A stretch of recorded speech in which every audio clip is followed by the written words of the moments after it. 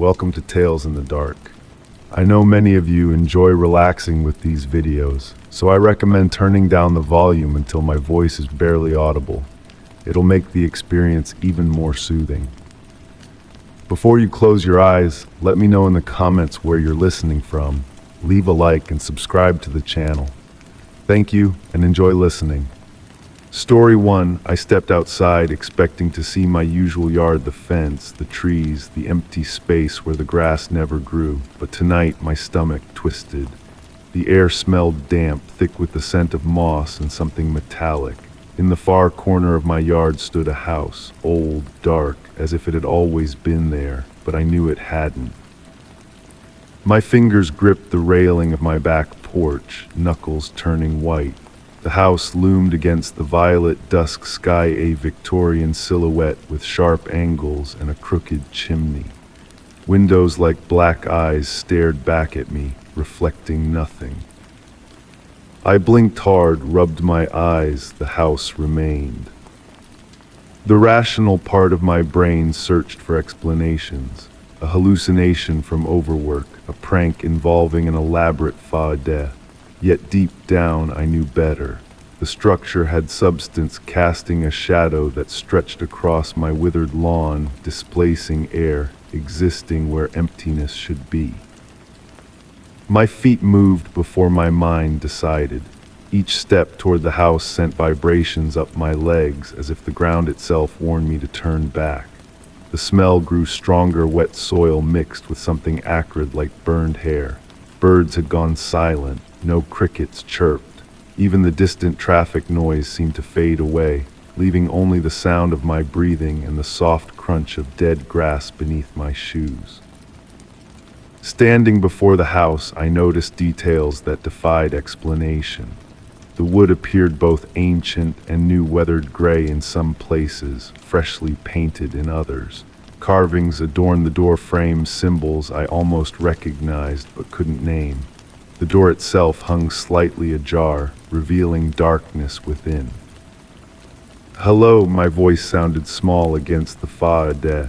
No response came.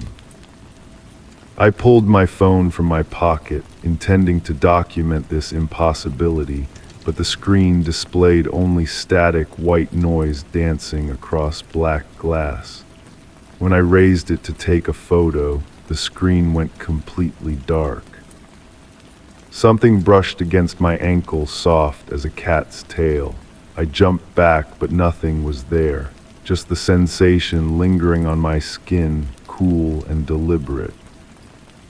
Against better judgment, I pushed the door open wider.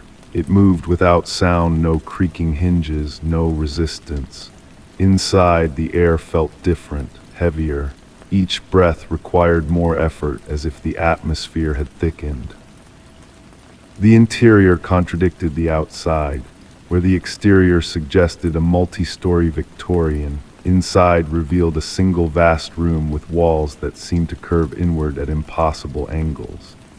Furniture sat arranged in normal patterns: a sofa, a dining table, bookshelves, but upon closer inspection, everything was slightly wrong. The sofa cushions curved upward, the table legs bent outward. Books on shelves had no titles, just blank spines of varying colors. A sound emanated from the back corner, soft at first, like paper sliding against paper, then louder, rhythmic, almost like breathing. I advanced toward the noise, my hand instinctively reaching for the wall to steady myself. The surface felt warm, pulsing gently against my palm. I pulled away immediately, fingers tingling with pins and needles.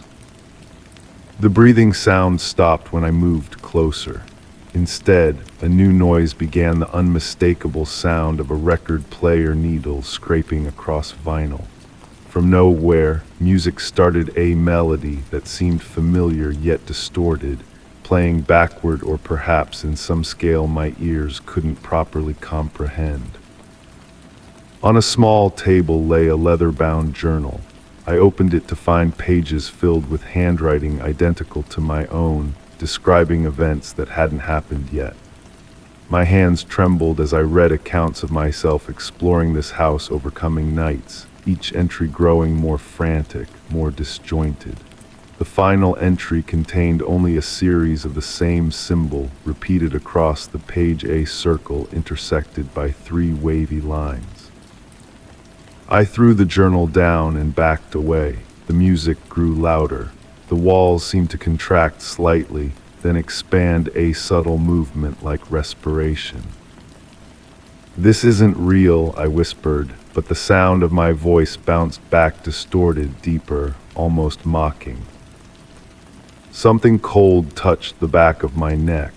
I spun around to find nothing there, but the sensation remained, fingers pressing gently against my skin.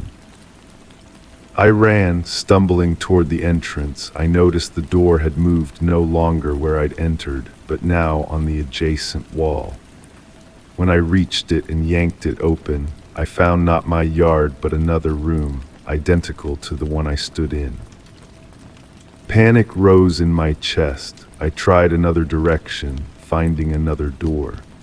This one opened onto a hallway that hadn't been there before, long and narrow, stretching beyond what the external dimensions of the house should allow. The walls began to vibrate, books fell from shelves, the music warped, notes stretching and compressing. The air grew colder, my breath visible in front of my face. Something whispered my name from behind me, a voice like mine, but not quite right. The consonants too sharp, the vowels too long. I spotted another door, slightly different from the others, red wood instead of brown. I lunged for it, twisted the knob, and fell through. Cool night air hit my face. I landed hard on my knees in the grass of my backyard. The door slammed shut behind me. When I looked up, the house still stood there, but now all the windows glowed with soft yellow light. Silhouettes moved behind drawn curtains, human shapes performing mundane activities. A family at dinner, someone reading in an armchair, a child playing with toys. One figure stood motionless at an upstairs window, looking directly at me. The shape raised its hand and pressed its palm against the glass. I scrambled backward, crawling through damp grass until my back hit the fence. My heart hammered against my ribs as I watched the figure remain still, hand against the window, watching me. Something warm trickled from my nose. I wiped it away to find black liquid on my fingers, not blood, but something thicker with the scent of copper and earth. That night I locked every door and window in my home. I pulled the blinds shut, turned on all the lights, played music to drown out any sounds from outside. Sleep evaded me entirely. Morning arrived with pale sunlight filtering through my bedroom blinds. I approached the window cautiously, lifting just one slat to peer outside. The house remained. I've documented everything since then. The house never leaves, but it changes. Some mornings it appears smaller. Other days an extra chimney appears. The color of the front door shifts between black and red. Windows relocate.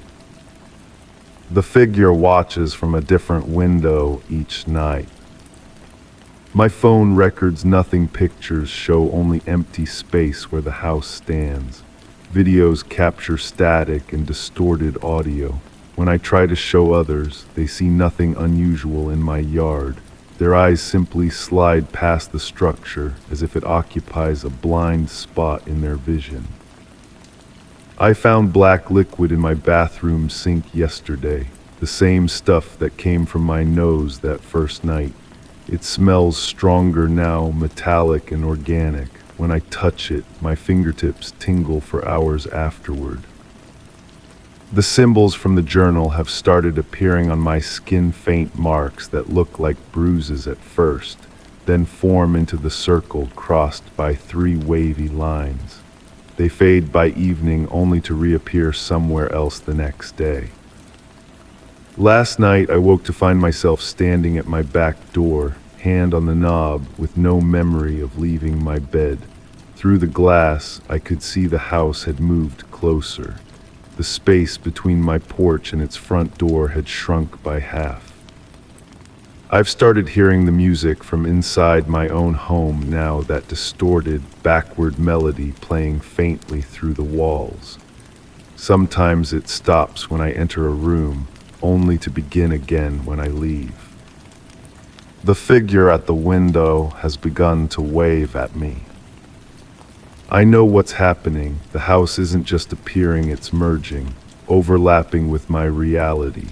Each day, the boundary between my home and that impossible structure grows thinner.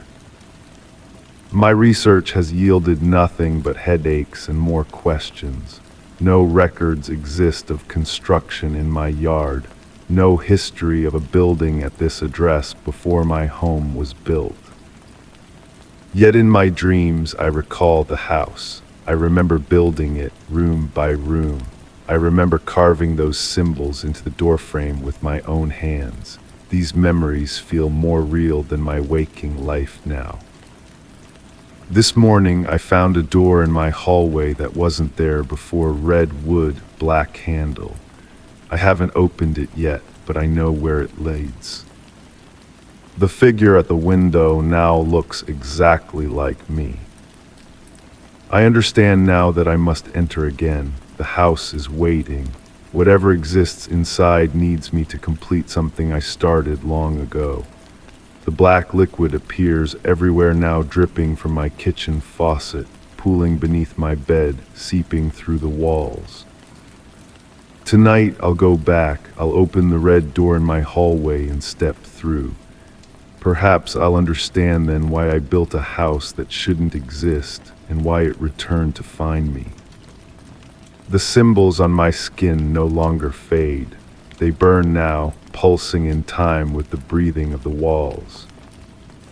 I am becoming the house, and the house is becoming me. Story 2, I lived alone. No upstairs neighbors, no attic, just a solid roof over my head. But as I lay in bed, my breath caught. The air smelled stale, thick with dust and something bitter. Above me, slow, deliberate footsteps moved across the ceiling. At first, I rationalized it as the house settling, or perhaps birds nesting on the roof.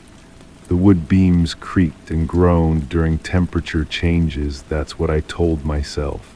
But night after night, the footsteps returned, always when darkness had fully claimed the world outside my windows.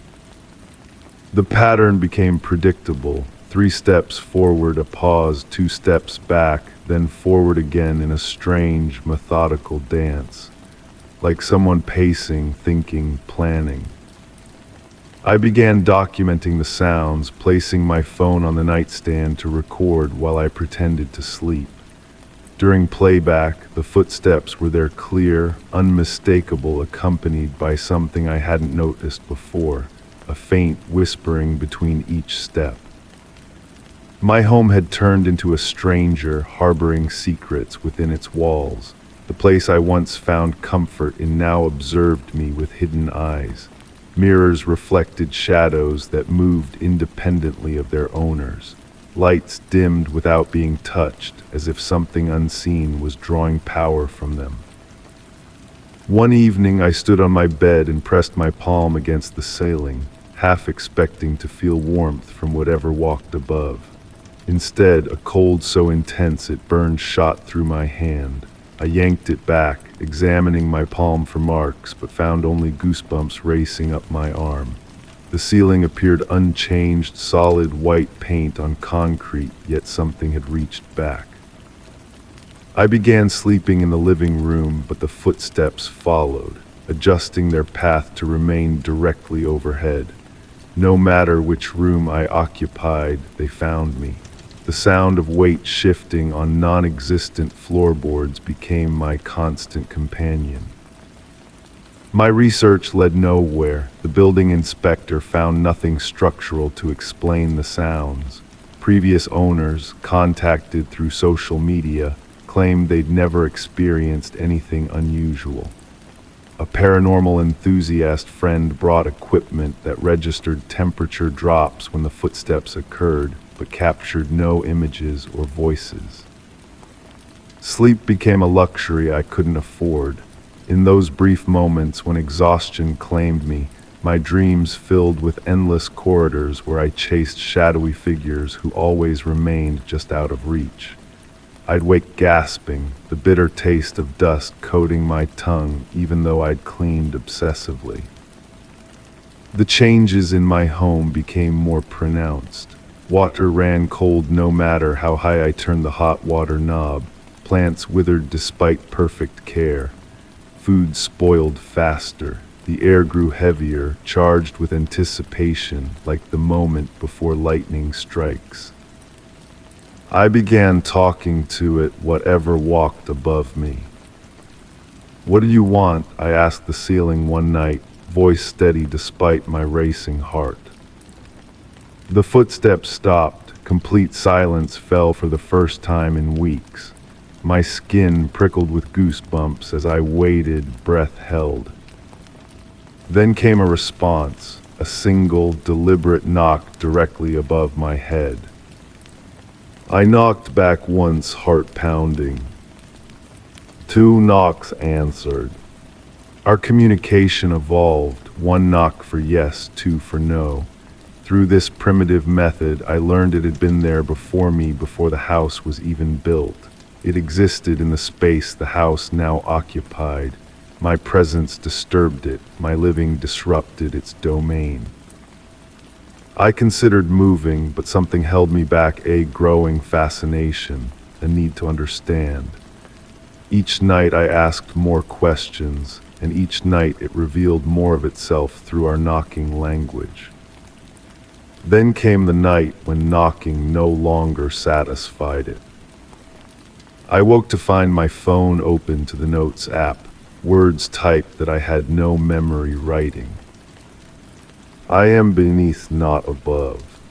My blood turned to ice. If it wasn't on the ceiling, then where had the footsteps been coming from? What had I been communicating with? That night I placed my ear against the floor instead of looking up. Nothing, no sound. I knocked once on the hardwood. Silence answered. I knocked again, harder. The response came from the ceiling, a violent pounding that shook dust from the corners. I jerked upright, staring at the ceiling in confusion. The footsteps resumed their pattern, but now I noticed something different. They mirrored my movements. When I stepped left, the sound moved left. When I froze, it stopped. I ran experiments, walking patterns across my floor while tracking the ceiling noises. Perfect synchronization. Whatever walked up there moved exactly as I did. With one exception, it was always inverted, opposite, a reflection. The realization struck me with nauseating clarity. I wasn't hearing something above me. I was hearing myself from another perspective, another layer of reality folded against mine. The bitter smell grew stronger as my understanding deepened. My reflection in mirrors began to move with a slight delay. Shadows stretched in impossible directions. The walls seemed to pulse with breath that matched my own. I stopped sleeping entirely. Instead, I filled notebooks with observations, theories, drawings of what might exist in that inverted space. Dark circles formed under my eyes. Friends stopped visiting, disturbed by my obsession and the oppressive atmosphere of my home.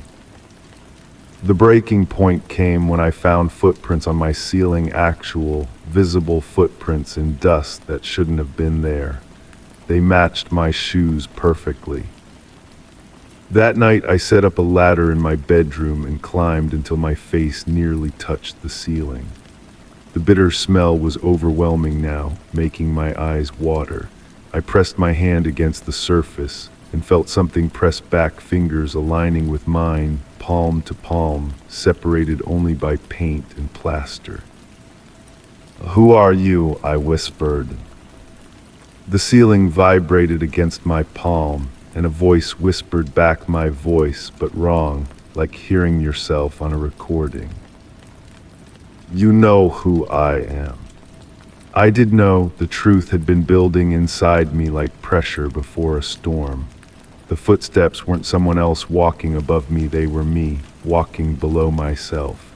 Reality had folded, creating a pocket where versions of myself existed simultaneously, separated by the thinnest of barriers. I pulled my hand back and climbed down. The footsteps followed, descending an invisible ladder. We moved in perfect tandem now, no longer predator and prey, but dance partners in a cosmic waltz. Night after night, I returned to the ladder, pressing my palm against that cold spot on the ceiling, feeling the answering pressure. We spoke without words, communing through touch and movement. The bitter smell became familiar, comforting even. The footsteps, a reminder that I was never truly alone. My other self began leaving messages, not just on my phone, but everywhere. Words formed in shower steam, in coffee grounds, in the patterns of wrinkles on my bed sheets. Always the same message: let me through. I knew what it wanted. The barrier between us was thinning, had been since I first noticed the footsteps. Each interaction weakened it further. Soon there would be a breach. I should have been terrified, but instead I felt an inexplicable longing. What would happen when we finally met? Would we merge, becoming whole again? Or would one consume the other, solving the paradox of our dual existence? I made my decision during a rainstorm, when the drumming on the roof nearly drowned out the footsteps. I climbed the ladder one final time, hammer in hand. I pressed my palm against the ceiling, felt the answering pressure, and whispered, "I'm ready." Then I swung the hammer. The ceiling cracked easily, plaster falling away in chunks. I struck again and again, creating a hole large enough to reach through. Cold air rushed out, carrying that bitter scent. I shined my flashlight into the gap, expecting to see rafters and insulation. Instead, I saw my eye staring back. I jerked away, nearly falling off the ladder. The eye blinked, then a hand thrust through the hole my hand, but paler, the nails longer. It grasped at air, fingers spread wide, searching. I should have run. Instead, I reached up. Our fingers touched and the world inverted. Gravity shifted. I fell upward through the hole into the space beyond. I found myself standing in my bedroom, but wrong. Everything was mirrored, colors slightly off, shadows deeper. And there, on a ladder below me, looking up through a hole in the floor, was another me, the original me, face frozen in shock. Our eyes met, understanding passed between us. Then slowly, deliberately, I raised my foot and took a step. The sound echoed through both spaces, a footstep on the ceiling, a footstep on the floor. I smiled down at my other self. Now I walk in this inverted space, this mirror world. Sometimes I catch glimpses of my other self through thin spots in the barrier, brushing teeth, reading books, living a life that was once mine. I pace above, following, watching, waiting for the next breach. I know my other self hears me. I make sure of it. Each night I walk slowly across the ceiling, deliberate in my movements. Each night I whisper through the walls, sending messages, leaving signs. Soon another hole will open. Next time I won't be the one pulled through. You might wonder which version of me is writing this account, the one above or the one below. The truth is, I no longer know. Perhaps it doesn't matter. We are the same, after all, reflections of a single existence split in two. What matters is this: if you hear footsteps on your ceiling tonight, in a space where no one should be walking, look up. Place your palm against the surface. Feel for pressure pushing back. And whatever you do, don't make a hole. Story 3. I never used the basement. The bulb had burned out months ago, and I had no reason to go down there. But tonight, as I passed the door, my stomach lurched. A soft glow seeped from the cracks, illuminating the steps. The air smelled damp, heavy with the scent of old wood and something sharp, like rusted metal. I hadn't changed the bulb, but the light was on. My hand hovered over the doorknob, fingers trembling slightly. The metal felt unnaturally cold against my skin, as if it had been stored in a freezer. I pulled back instinctively, rubbing my fingertips together to restore warmth. The rational part of my mind offered explanations: faulty wiring, a power surge, perhaps even a neighbor who had access and needed something. Yet none of these possibilities explained the chill spreading through my body. I pressed my ear against the wood. The silence from beyond was absolute, yet somehow deafening. My breath appeared as faint wisps in the air, despite the warmth upstairs. "Hello," I called out, my voice smaller than intended. No response came, but as I pulled away, I could swear the light beneath the door pulsed once, as if acknowledging my presence. My phone came out of my pocket, camera app ready. If something was happening, I would document it. The screen displayed the current temperature, a full 10 degrees cooler than it had been moments ago. I snapped a photo of the light beneath the door, then, summoning courage I didn't know I possessed, turned the knob. The hinges creaked in protest as the door swung open. The staircase descended into a pool of pale yellow light that seemed to waver slightly, like candlelight, though I knew it came from a standard bulb. The wooden stairs stretched downward, each one groaning under invisible pressure before my foot even touched the first step. As I descended, the quality of the air changed. It felt thicker, almost resistant, as if I were moving through water rather than air.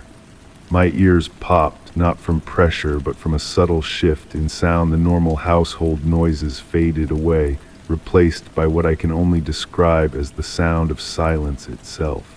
A heavy, waiting silence.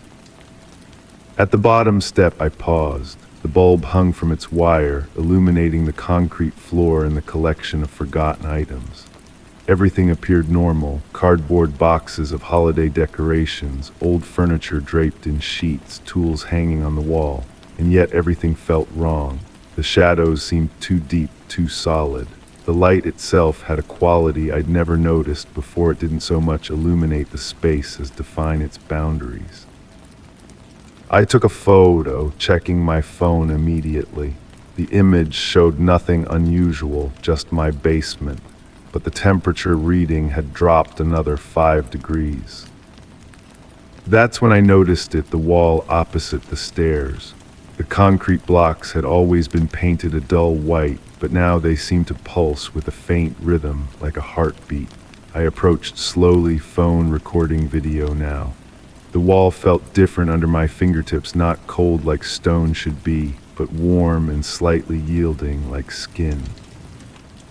I jerked my hand back, wiping it against my pants. A smear of something dark clung to my fingertips, not paint, not blood. Something else entirely, a substance with the consistency of honey but the color of graphite. It moved slightly on my skin, curling around my finger as if seeking something. The light flickered once, twice. In the momentary darkness, I thought I saw something shift in the far corner of the room. When the light stabilized, nothing seemed out of place, yet everything had somehow changed positions by a fraction of an inch. My phone buzzed with an incoming call, the screen lighting up with an unfamiliar number. As I stared at it, the digits rearranged themselves, forming and reforming in patterns that made my eyes hurt. I declined the call, only to have it immediately ring again. Same number, different arrangement of digits. I silenced the phone, but the buzzing continued, growing stronger until the device vibrated out of my hand, clattering to the floor. The screen cracked on impact, but instead of going dark, it glowed brighter. Text messages began appearing, one after another, all from the same unknown number. Found you, remember, under the shelves, we waited. My breathing became shallow as I knelt to retrieve the phone. The concrete floor felt wrong beneath my knees, softer, warmer, almost like nailing on packed earth rather than cement. The smell had changed too, no longer musty and damp, but organic and rich, like freshly turned soil after rain. I glanced at the shelving unit against the eastern wall. Something protruded slightly from underneath the corner of a small wooden box I'd never seen before. Another message appeared on my screen: open it. Every instinct told me to run back upstairs, to lock the basement door and never return.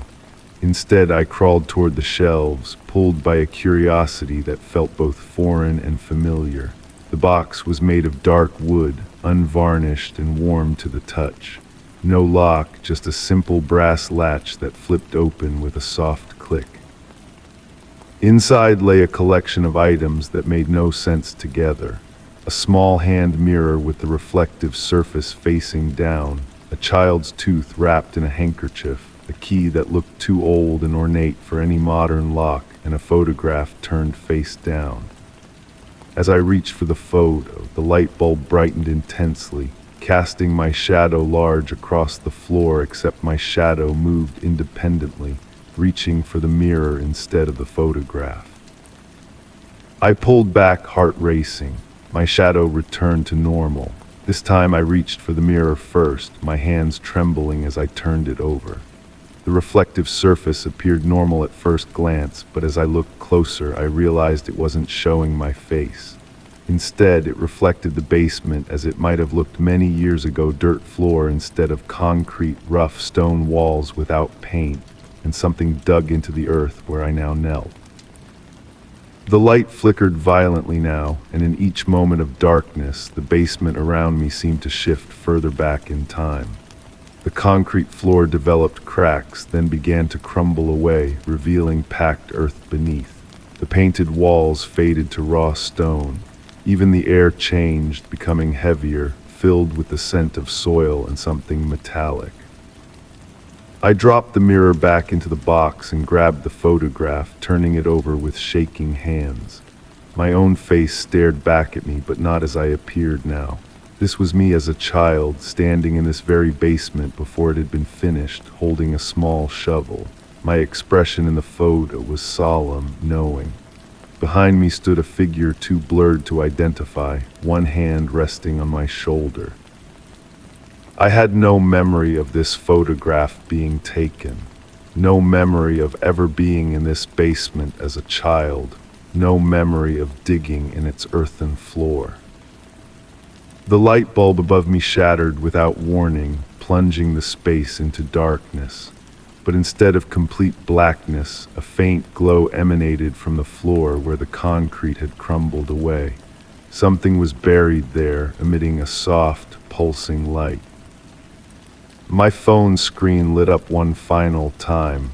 You buried the memory, but we kept it safe for you. In the darkness, my hands moved of their own accord, fingers digging into the exposed earth. I felt something solid, something that vibrated slightly at my touch. I found myself gripping an object about the size of a music box, smooth and warm. When I lifted it from its resting place, the basement was suddenly illuminated again, not from above, but from the object in my hands. It was a lantern of some kind, made of material I couldn't identify, not metal, not glass, yet somehow both.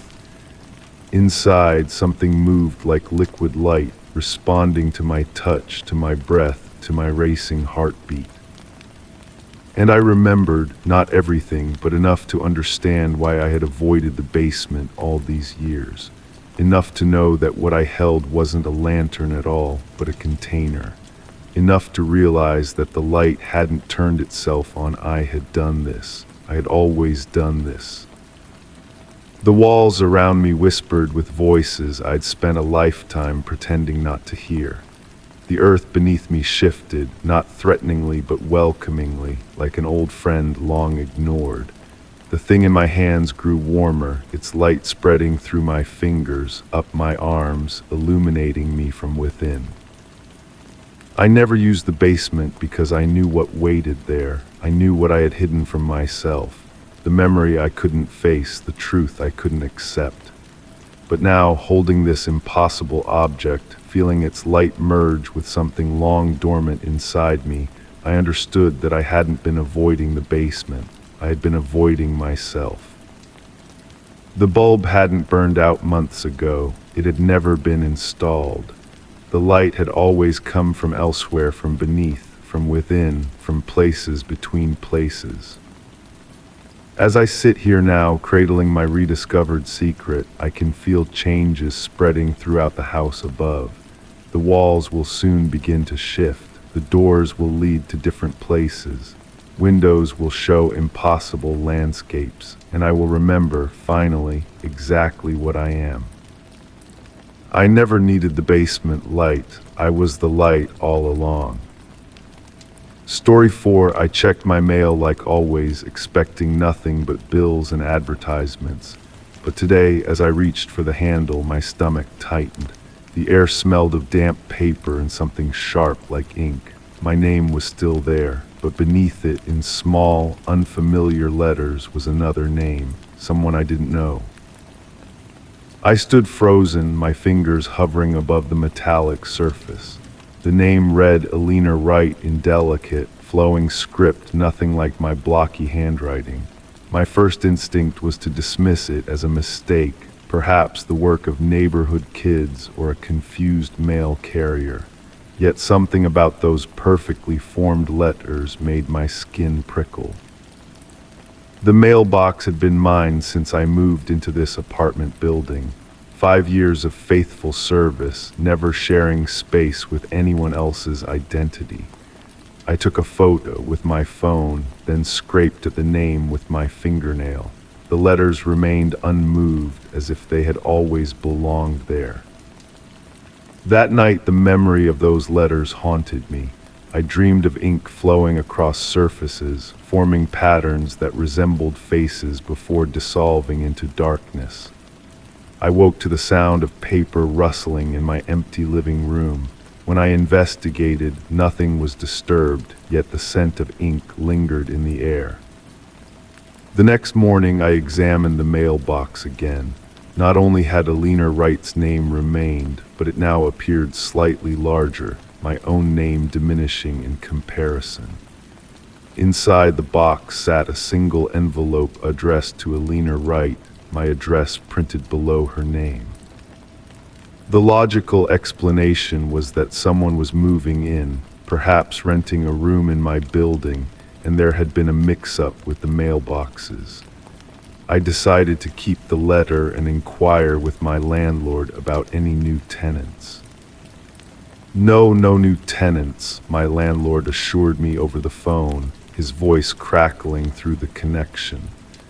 And no one named Alina Wright has ever lived in your unit, not in the records I have.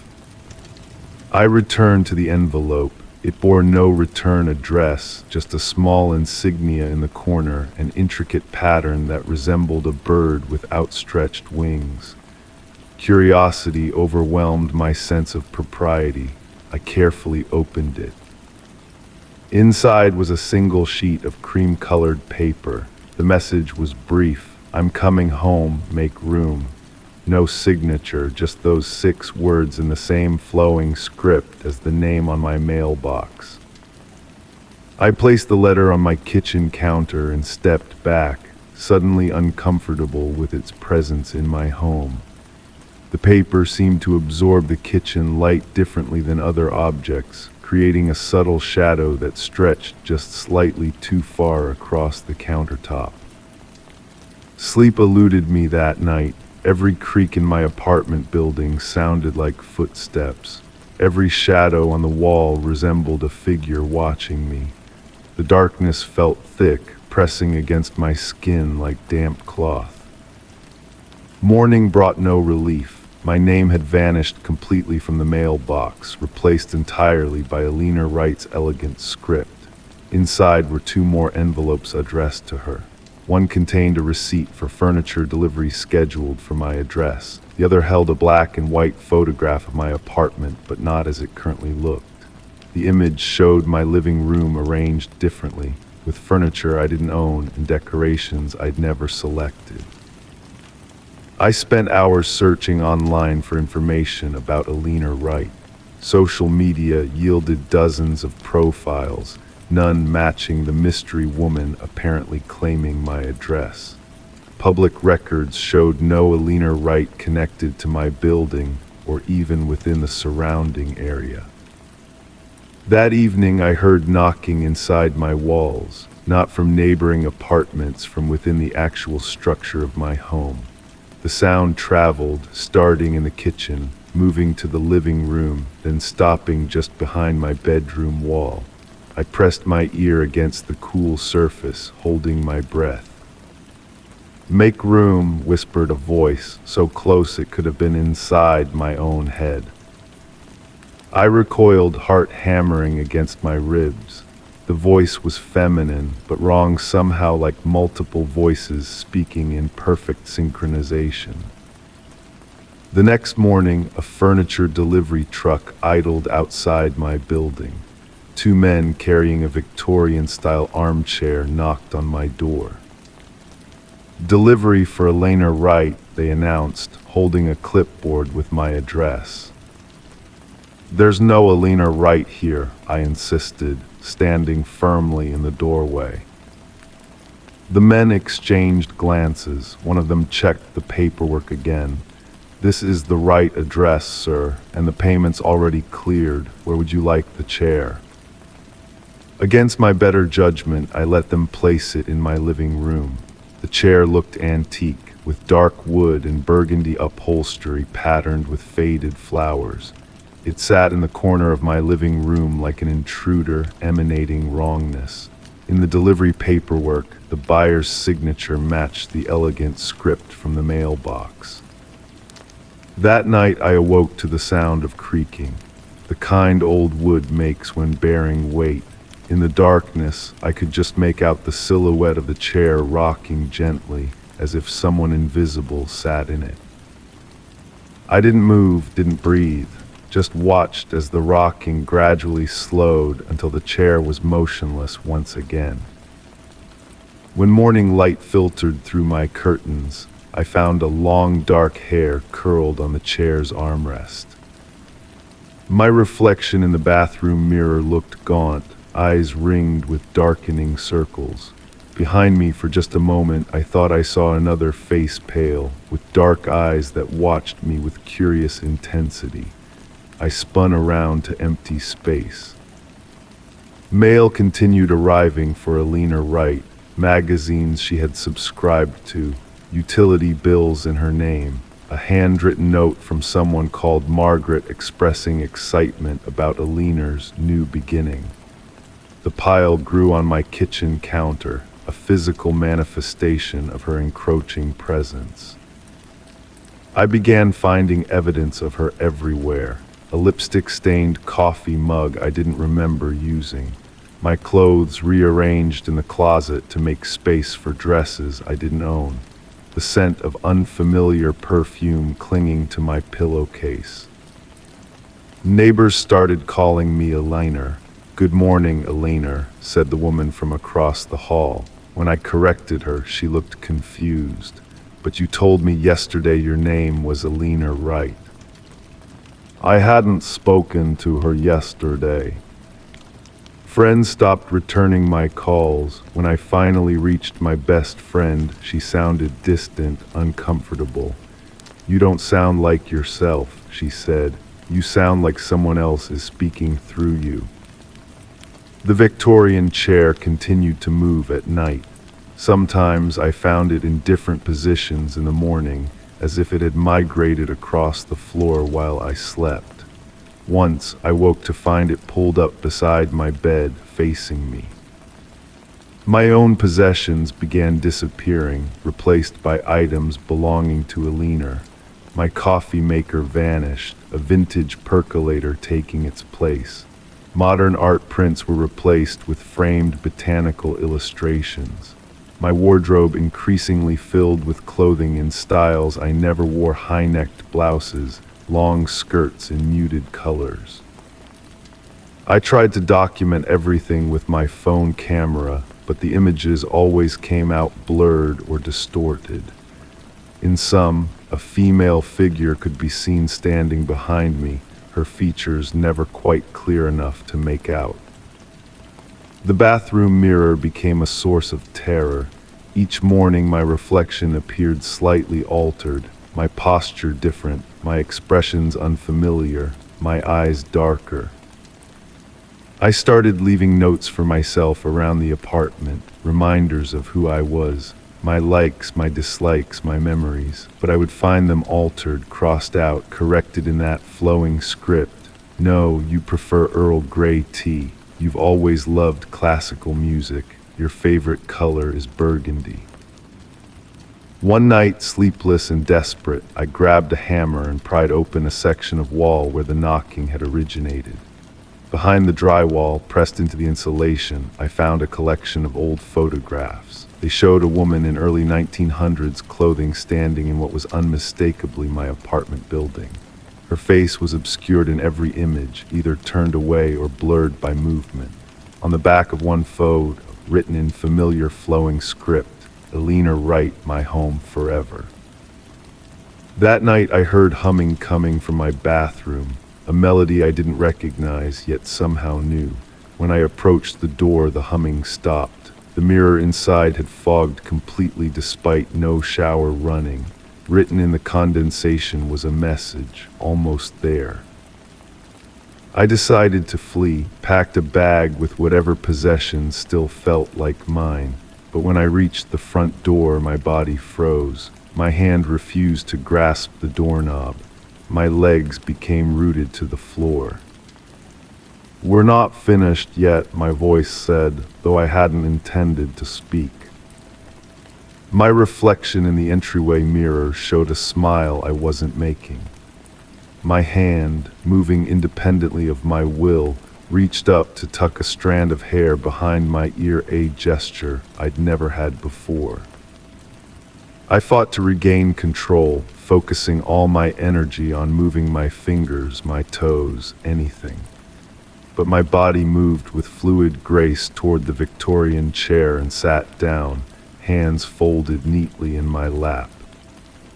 "This body is perfect," my voice said, the accent and inflection all wrong. "Better than the others, the right age, the right build, it just needs a few adjustments." My head turned, eyes focusing on the wall calendar. The dates were marked with neat X's, counting down to something. The final day, tomorrow, was circled in red ink with the words "coming home" written inside. That night I heard scratching on the bedroom ceiling. Looking up, I saw words appearing as if being carved by invisible fingers. "Elena Wright lives here now." This morning I opened my eyes to find myself seated at my desk, writing this account. I don't remember sitting down, don't remember starting to write. The handwriting on the page shifts between my familiar scrawl and Elena's elegant script, sometimes in mid-sentence. The Victorian chair now sits opposite my bed. There's a black dress laid out that I don't recognize. My mail now comes addressed only to Elena Wright. I catch glimpses of her in reflective surfaces no longer behind me, but superimposed over my own image, like we're occupying the same space, her features becoming clearer as mine fade. I tried calling for help, but my voice speaks her words instead. I tried writing a note, but my hands form her elegant script. This account is my last attempt to record what happened, to warn whoever finds it. Be careful whose mail you open. Be careful whose name appears beside yours. I think this is my final night in this body. The merger is almost complete. Tomorrow, Elena Wright comes home for good, and I look forward to finally being home again in my rightful place. It's been so long since I belonged somewhere. This new body fits perfectly. This new life will be wonderful. I just needed to make room for myself, pushing out the temporary occupant, such a small price to pay for coming home. The transition is nearly complete now. I can feel myself settling in, stretching into each finger and toe, claiming every inch. The previous tenant is almost gone, just a whisper of resistance remaining. By morning, no one will remember there was ever anyone here but me, Elena writes. Story 5, he wasn't moving, just standing there half in the shadows, his head tilted slightly to the side. The air smelled of damp pavement and something sharp, like burning wood. My pulse pounded as I watched from the window. He didn't knock, didn't call out, just stood still, waiting. And when I turned away for just a second, he was closer. I blinked hard, thinking my eyes were playing tricks. The figure stood at the very edge of where my lawn met the road, motionless against the backdrop of autumn trees. His silhouette was wrong, somehow too rigid, too angular. I reached for my phone, considering who to call, when a strange static filled the speaker before I could dial. White noise hissed from the device, punctuated by something that sounded almost like words. The rain began as a whisper against the roof. My breath fogged the window as I leaned closer, straining to make out details of the man's face. There weren't any. Where features should have been, shadows pooled too deeply, as though the darkness beneath his wide-brimmed hat consumed the light around it. I drew the curtains with shaking hands and backed away. The fabric rustled softly, betraying my movements. A rational explanation existed, I was certain. Perhaps a neighbor checking something nearby. Maybe someone waiting for a ride. The possibilities comforted me for exactly 27 seconds.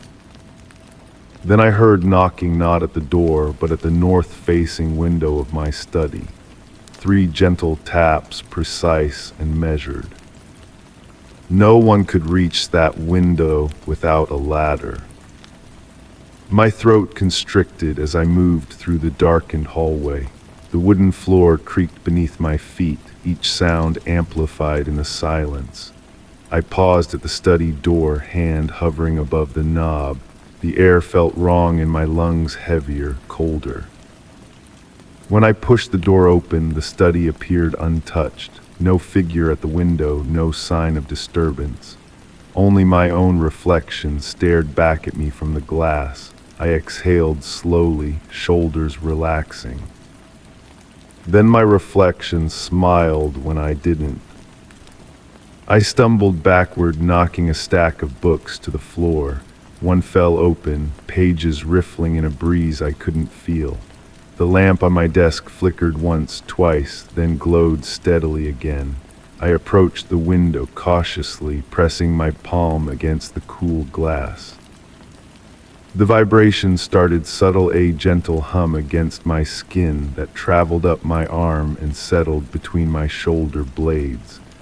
The glass wasn't just cold, it pulsed with something I couldn't name.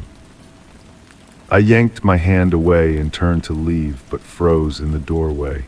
Down the hall in the entryway mirror, a silhouette stood, reflected the same angular shape, the same tilted head. I whirled around, but the hallway behind me was empty. When I looked back at the mirror, the figure was gone. Sleep evaded me that night. I sat in my living room, every light blazing, a notepad in my lap where I documented each sound, each movement in the shadows. The house settled around me with unfamiliar groans and whispers. My pen scratched across paper.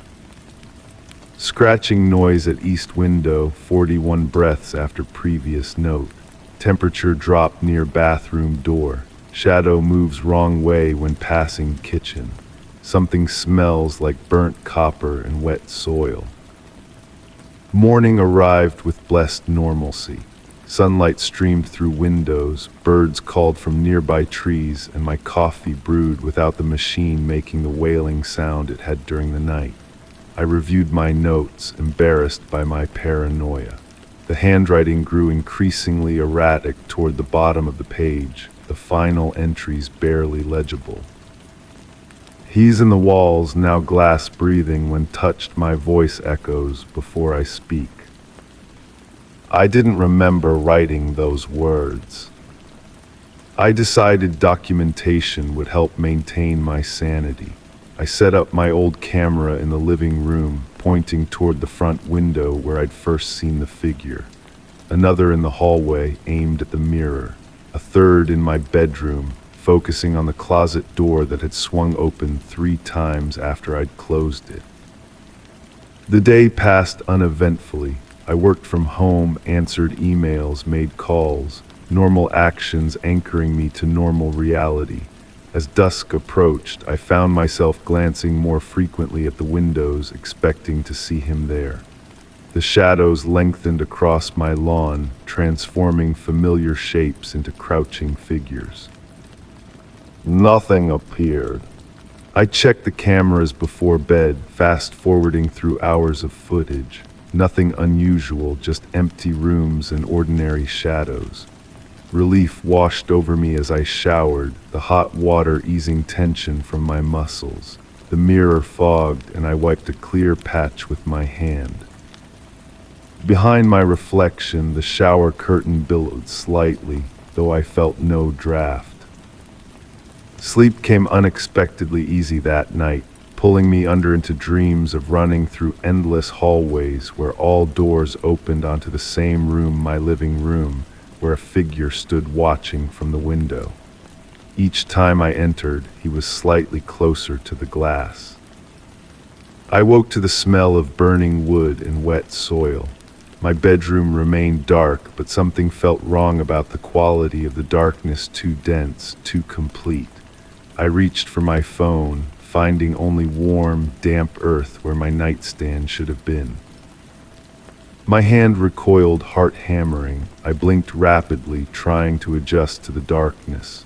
Gradually, shapes emerged: my dresser, the doorway, the window with its half-drawn blinds. The nightstand materialized where it should be, my phone resting atop it. Had I dreamed the soil? The device showed no service, but the screen illuminated my room with pale blue light. I recorded a voice memo, speaking softly. Day 2 of documentation. Sensory hallucinations continue. Possible sleep paralysis or hypnagogic experiences. The figure hasn't returned, but something feels wrong about the house. The air tastes metallic. Surfaces vibrate when touched. I'm not afraid, but... I stopped, noticing my reflection in the black mirror of the phone screen. Behind me, a shape darker than the surrounding darkness. The recording continued without me speaking. But I should be afraid. I should be very afraid. The voice was mine, but I hadn't said those words. Morning revealed the cameras had malfunctioned overnight. Each showed the same image, static, with occasional flashes of what looked like my living room, but wrong somehow, as though viewed through rippling water. In one frame, barely visible between bursts of static, stood a figure by the window, facing the camera. I downloaded the footage to my laptop, enhancing the clearest frame. My hands trembled as the image resolved. The figure had no face, just smooth, pale skin stretched over an oval shape. Its body seemed composed of sharp angles beneath a dark coat. Worst of all, I recognized the coat. It hung in my closet, unworn for years. I checked immediately, flinging open the closet door. The coat hung where it always did, undisturbed. I touched it cautiously. The fabric felt damp, smelling of soil and something burnt. My documentation became obsessive. I photographed rooms before leaving and after returning, noting differences. A chair angled differently, books rearranged on shelves. My coffee mug moved from countertop to table when I'd stepped away for moments. The most disturbing change, family photographs where faces gradually blurred with each passing day, features smudging into unrecognizable shapes. All except mine, which remained sharp but changed subtly, the expression growing more somber, the eyes darker. I called a friend to visit, needing another person to validate reality. She arrived bearing groceries and concern, having heard the strain in my voice. As we sat in the kitchen, her gaze kept drifting to the window. "Who's your friend?" she asked casually, stirring her tea. My blood froze. What friend? "The man standing by the edge of your property. He's been watching the house since I arrived." I rushed to the window. The lawn stretched empty to the road. No figure, no man, no watcher. "There's nobody there," I said. She joined me at the window, frowning. "That's strange. He was right there wearing a dark coat. I assumed you knew him." She left shortly after, promising to check on me tomorrow. I watched her car disappear down the road, then turned back to find all the kitchen cabinets standing open, though neither of us had been near them. That night I sat in darkness, waiting. The air hummed with anticipation, pressure building like the moments before a storm breaks. I disabled the security system after it began triggering without cause, sensors detecting movement where there was none.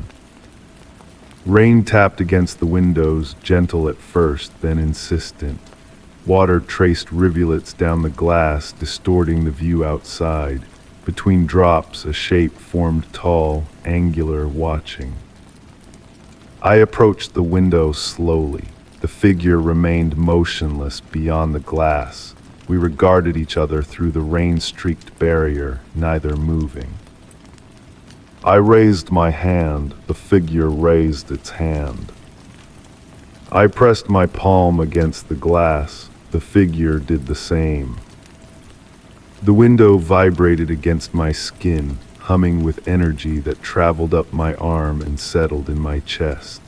The glass felt warm now, almost feverish.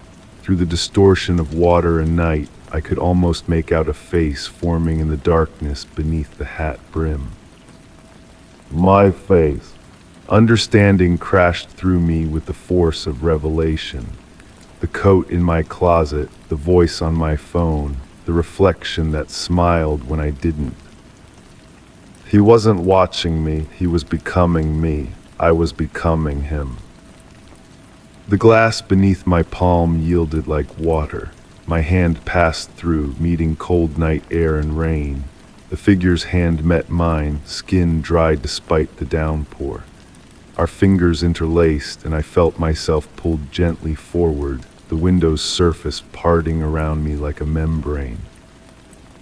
Behind me, visible through the rippling glass, a figure remained in my living room, wearing my face, in my home, becoming the me that had always been.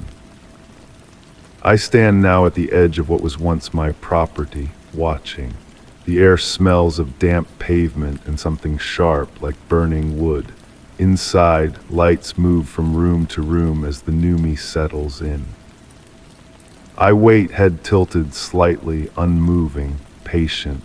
When the figure inside turns away, even for a second, I will be closer.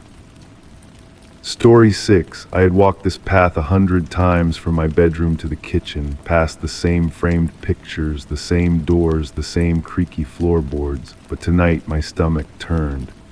The air smelled stale, thick with dust and something almost sweet, like old flowers. I kept walking, but the hallway stretched on, longer than it should have, longer than it ever had before. The familiar family portrait on the wall seemed off. My father's smile appeared stretched, unnatural. My mother's eyes followed me as I moved past. I reached out to touch the frame, and a cold shiver ran through my fingertips. The glass was ice cold despite the warmth in the rest of the house. I pulled my hand back and continued walking. The floorboards creaked with each step, but the sound echoed differently tonight, deeper, almost like a groan rather than a creak. I stopped and listened.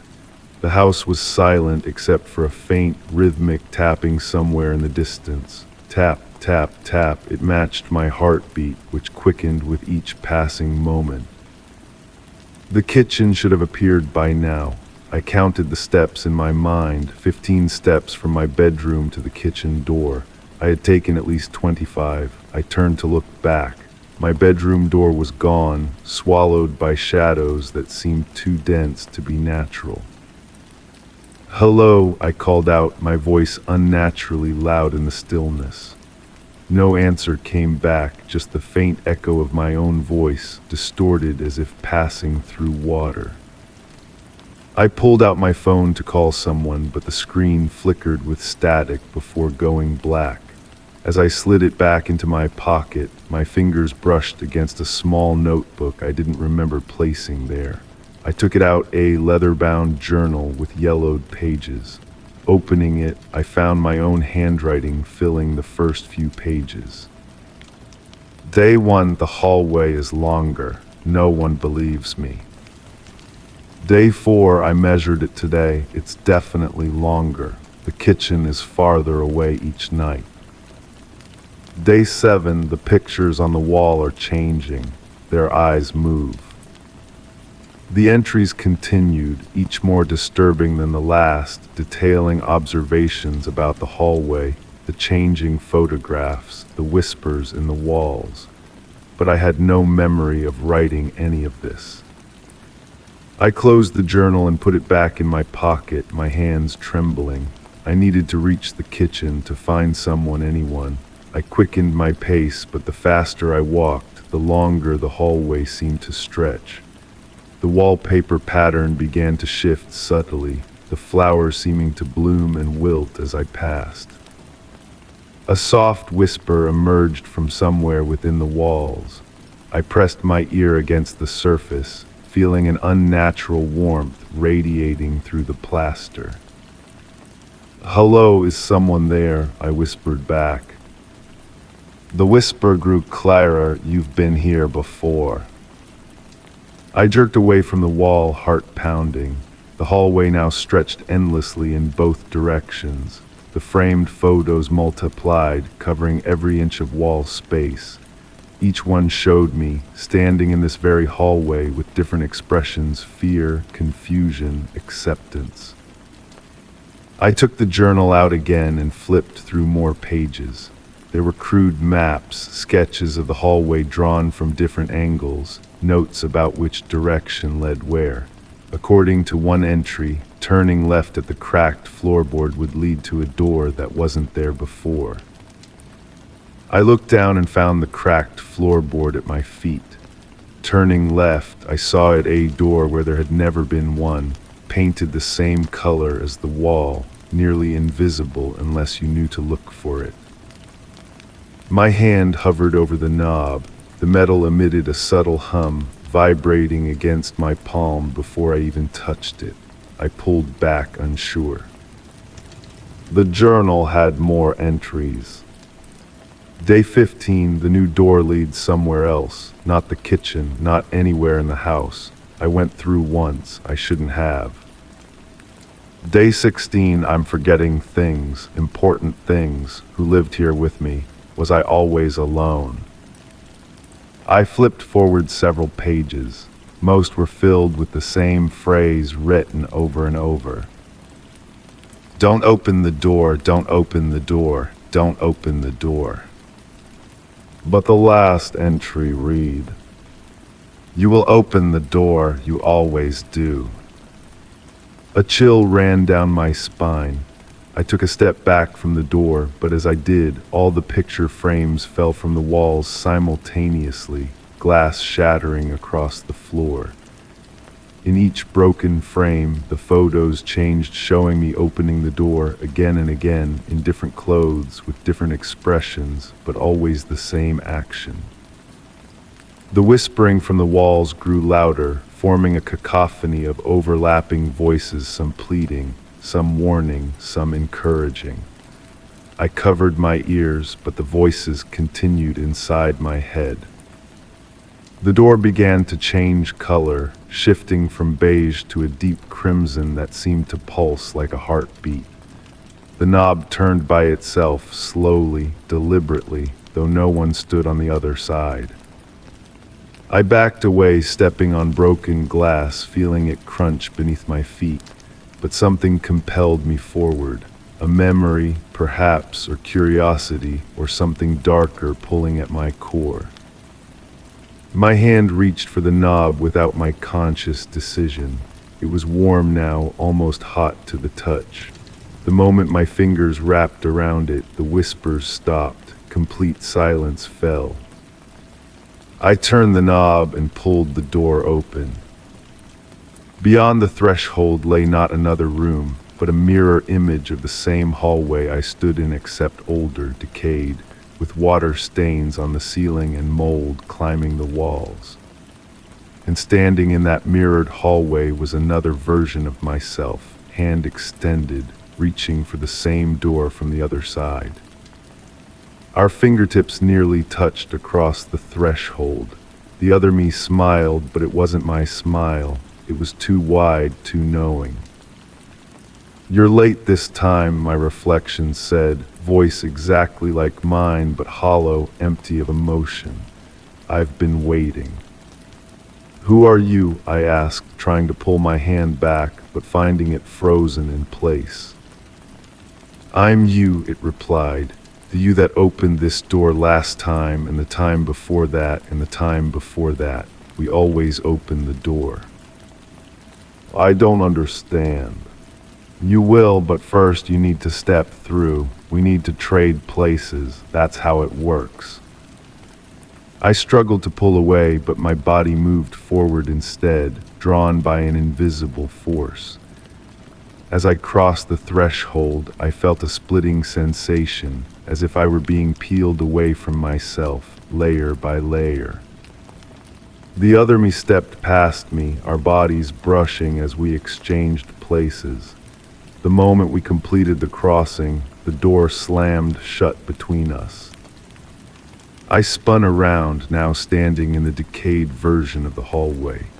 Through a small window in the door, I could see my other self walking away down the clean, well-lit hallway I had just left. I pounded on the door, screaming, begging to be let back through, but the other me never turned around. The door began to fade, becoming transparent, then disappearing altogether, leaving only a solid wall. I was alone in the rotting hallway, which stretched endlessly in both directions. The wallpaper peeled in long strips, revealing pulsing, organic material underneath that seemed to breathe. The floor beneath me softened, becoming spongy and warm. I reached into my pocket for the journal, hoping for guidance, but instead found a much older, water-damaged version. The pages were filled with the same handwriting, but older entries. Day 137, I'm trapped on this side now. There's another me living my life. I watch through the pictures sometimes. Day 204, I found others here. They opened doors too. They traded places with themselves. We're all trapped in the in-between. Day 365, I'm beginning to understand. The hallway isn't in the house. The house is in the hallway. Reality is just a door away, but we can never go back through the same door twice. I looked up at the moldy walls. Frames hung there too, but instead of photos, they held windows' views into different places, different rooms, different hallways. In one I could see my old kitchen. In another, a bedroom I didn't recognize. In a third, another version of myself stared back at me, writing in a journal identical to mine. A soft tapping sound drew my attention further down the hallway. A new door had appeared, this one a deep blue with a brass knocker. I felt my feet moving toward it involuntarily. The journal fell from my hands, pages fluttering open to the final entry. We open every door we find, we can't help it. That's why the hallway never ends. My hand reached for the new door's knob. As my fingers wrapped around it, I understood with perfect clarity. I would open this door and the next after that. I would keep walking this hallway that stretched between realities, trading places with versions of myself, leaving behind breadcrumbs and journals for the next iteration to find. And somewhere in a hallway that should lead to a kitchen, someone who looks exactly like me is walking, feeling their stomach turn as they notice the air smells different tonight, stale, thick with dust and something almost sweet, like old flowers. Story 7, I found it on my porch, small porcelain, its painted eyes wide and unblinking. The air smelled of dust and something faintly sweet, like old perfume. I brought it inside, setting it on a shelf, thinking nothing of it. But tonight, as I lay in bed, a soft tapping echoed through the hallway, a knock, slow, deliberate. When I opened the door, the doll was waiting. Its painted face stared up at me from the hardwood floor, those glassy blue eyes reflecting the dim hallway light. I stood frozen, my breath caught in my throat. The house remained silent except for the distant hum of the refrigerator and my own heartbeat pounding in my ears. I must have moved it. Perhaps I brushed against the shelf earlier and knocked it off without noticing.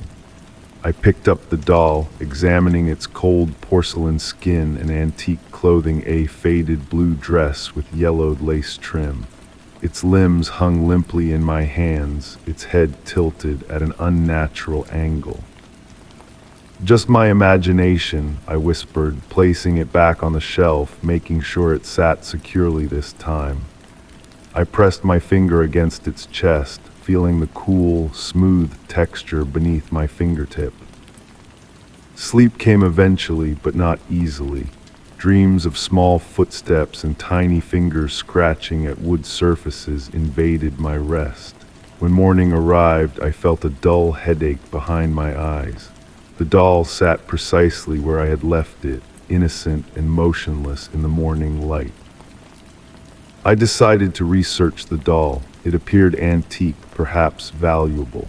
I took photographs, capturing every angle: the faded blue dress, the cracked porcelain at the wrist, the unnaturally wide eyes. As I studied the images on my computer screen, I noticed something peculiar in the background, a shadow where there shouldn't have been one. I expanded the image, focusing on the dark smudge behind the doll. The shadow resembled a hand. I deleted the photos immediately, a cold sensation crawling up my spine.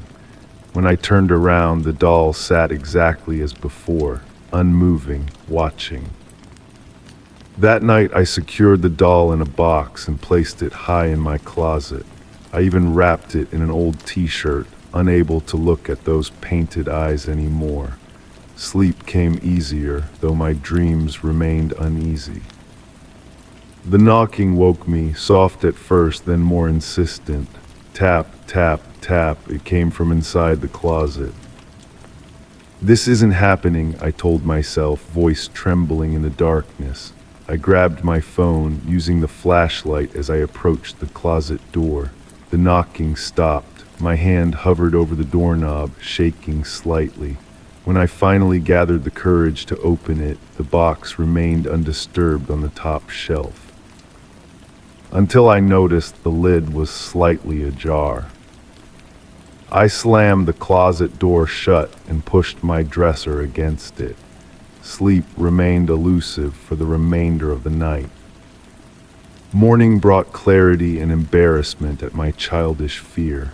I removed the dresser, opened the closet, and retrieved the box. Inside, wrapped in my old t-shirt, the doll remained exactly as I had left it. I laughed nervously at my overactive imagination. The doll needed to go. I placed it in a bag and drove to a second-hand store, donating it without explanation. The woman behind the counter smiled, holding it up to examine it. "Beautiful craftsmanship," she said. "Someone will treasure this." I nodded, already feeling lighter as I walked out the door. That night I slept peacefully for the first time since finding the doll. No knocking disturbed my rest. No nightmares plagued my mind. I woke refreshed, stretching in the morning light that filtered through my curtains. Then I smelled it, dust and something faintly sweet, old perfume. On my nightstand sat a small handwritten note on yellowed paper. The handwriting resembled a child's scrawl, letters uneven and shaky. I came back. My gaze drifted slowly from the note to my bedroom door. It stood partially open, though I distinctly remembered closing it the night before.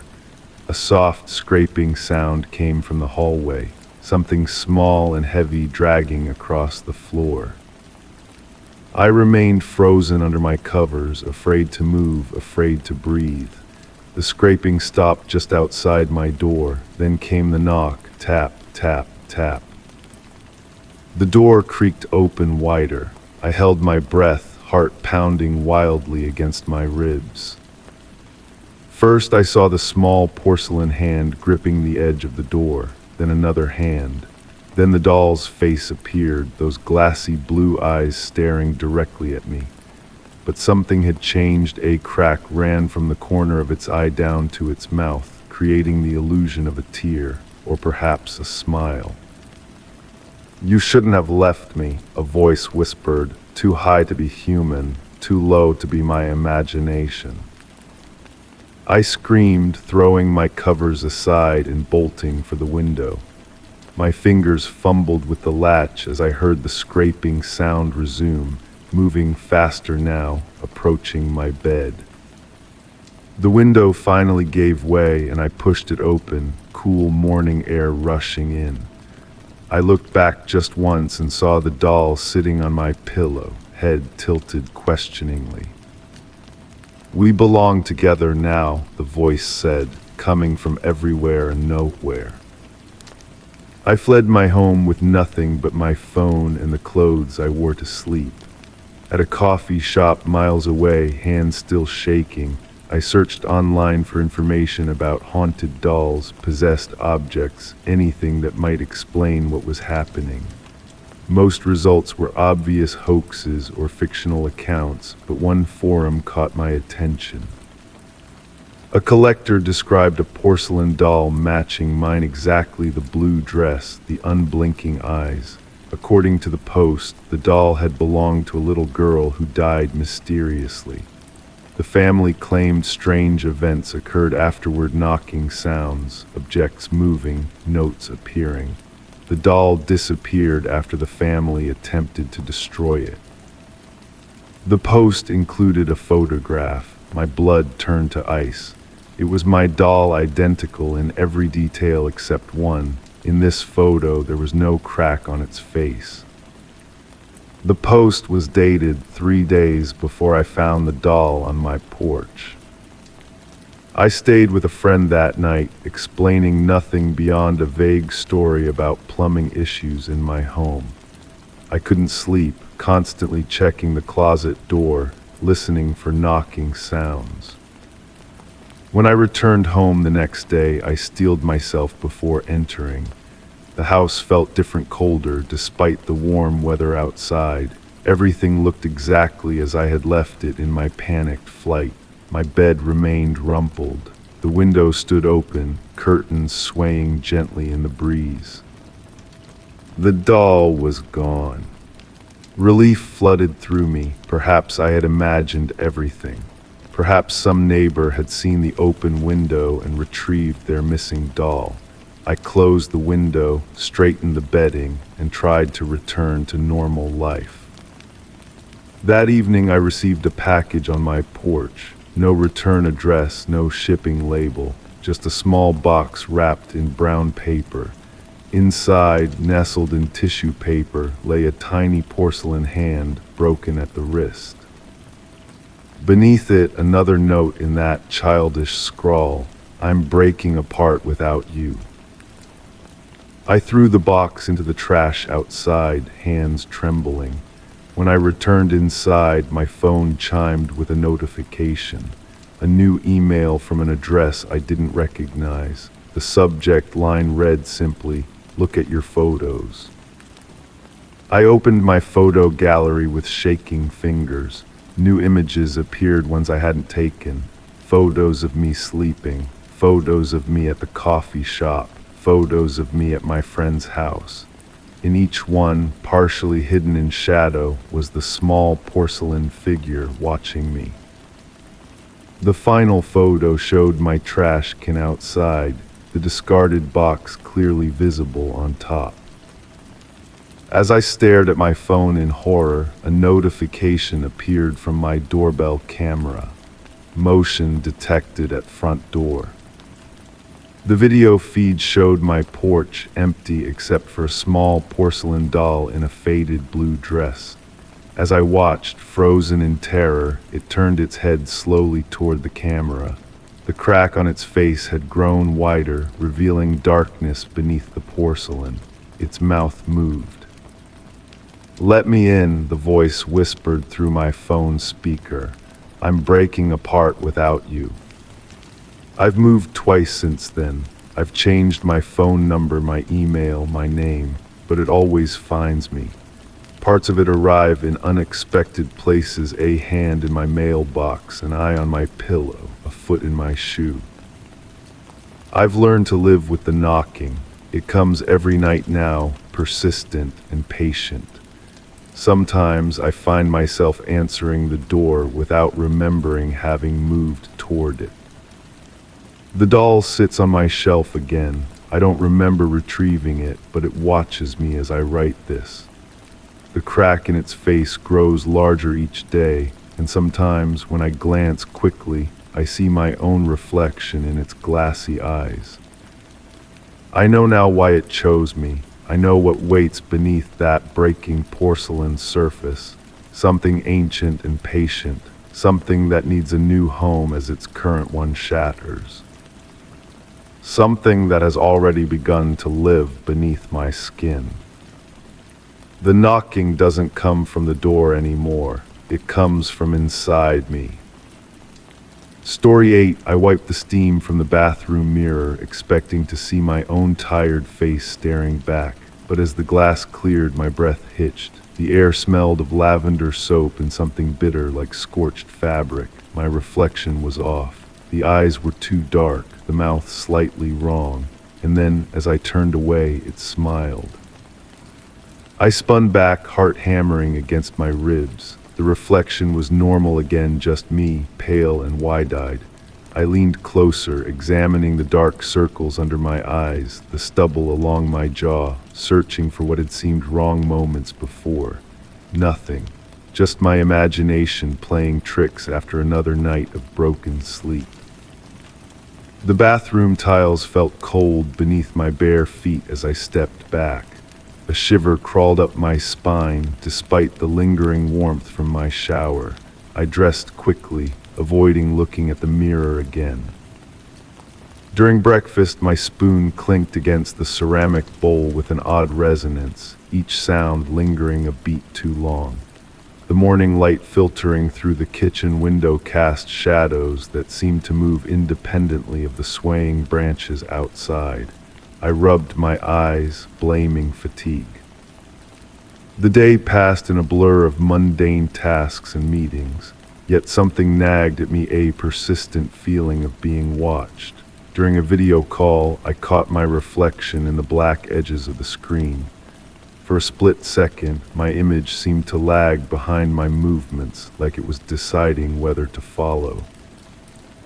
That night, I found myself standing before the bathroom mirror again. Steam curled around the edges of the glass, but I didn't wipe it away this time.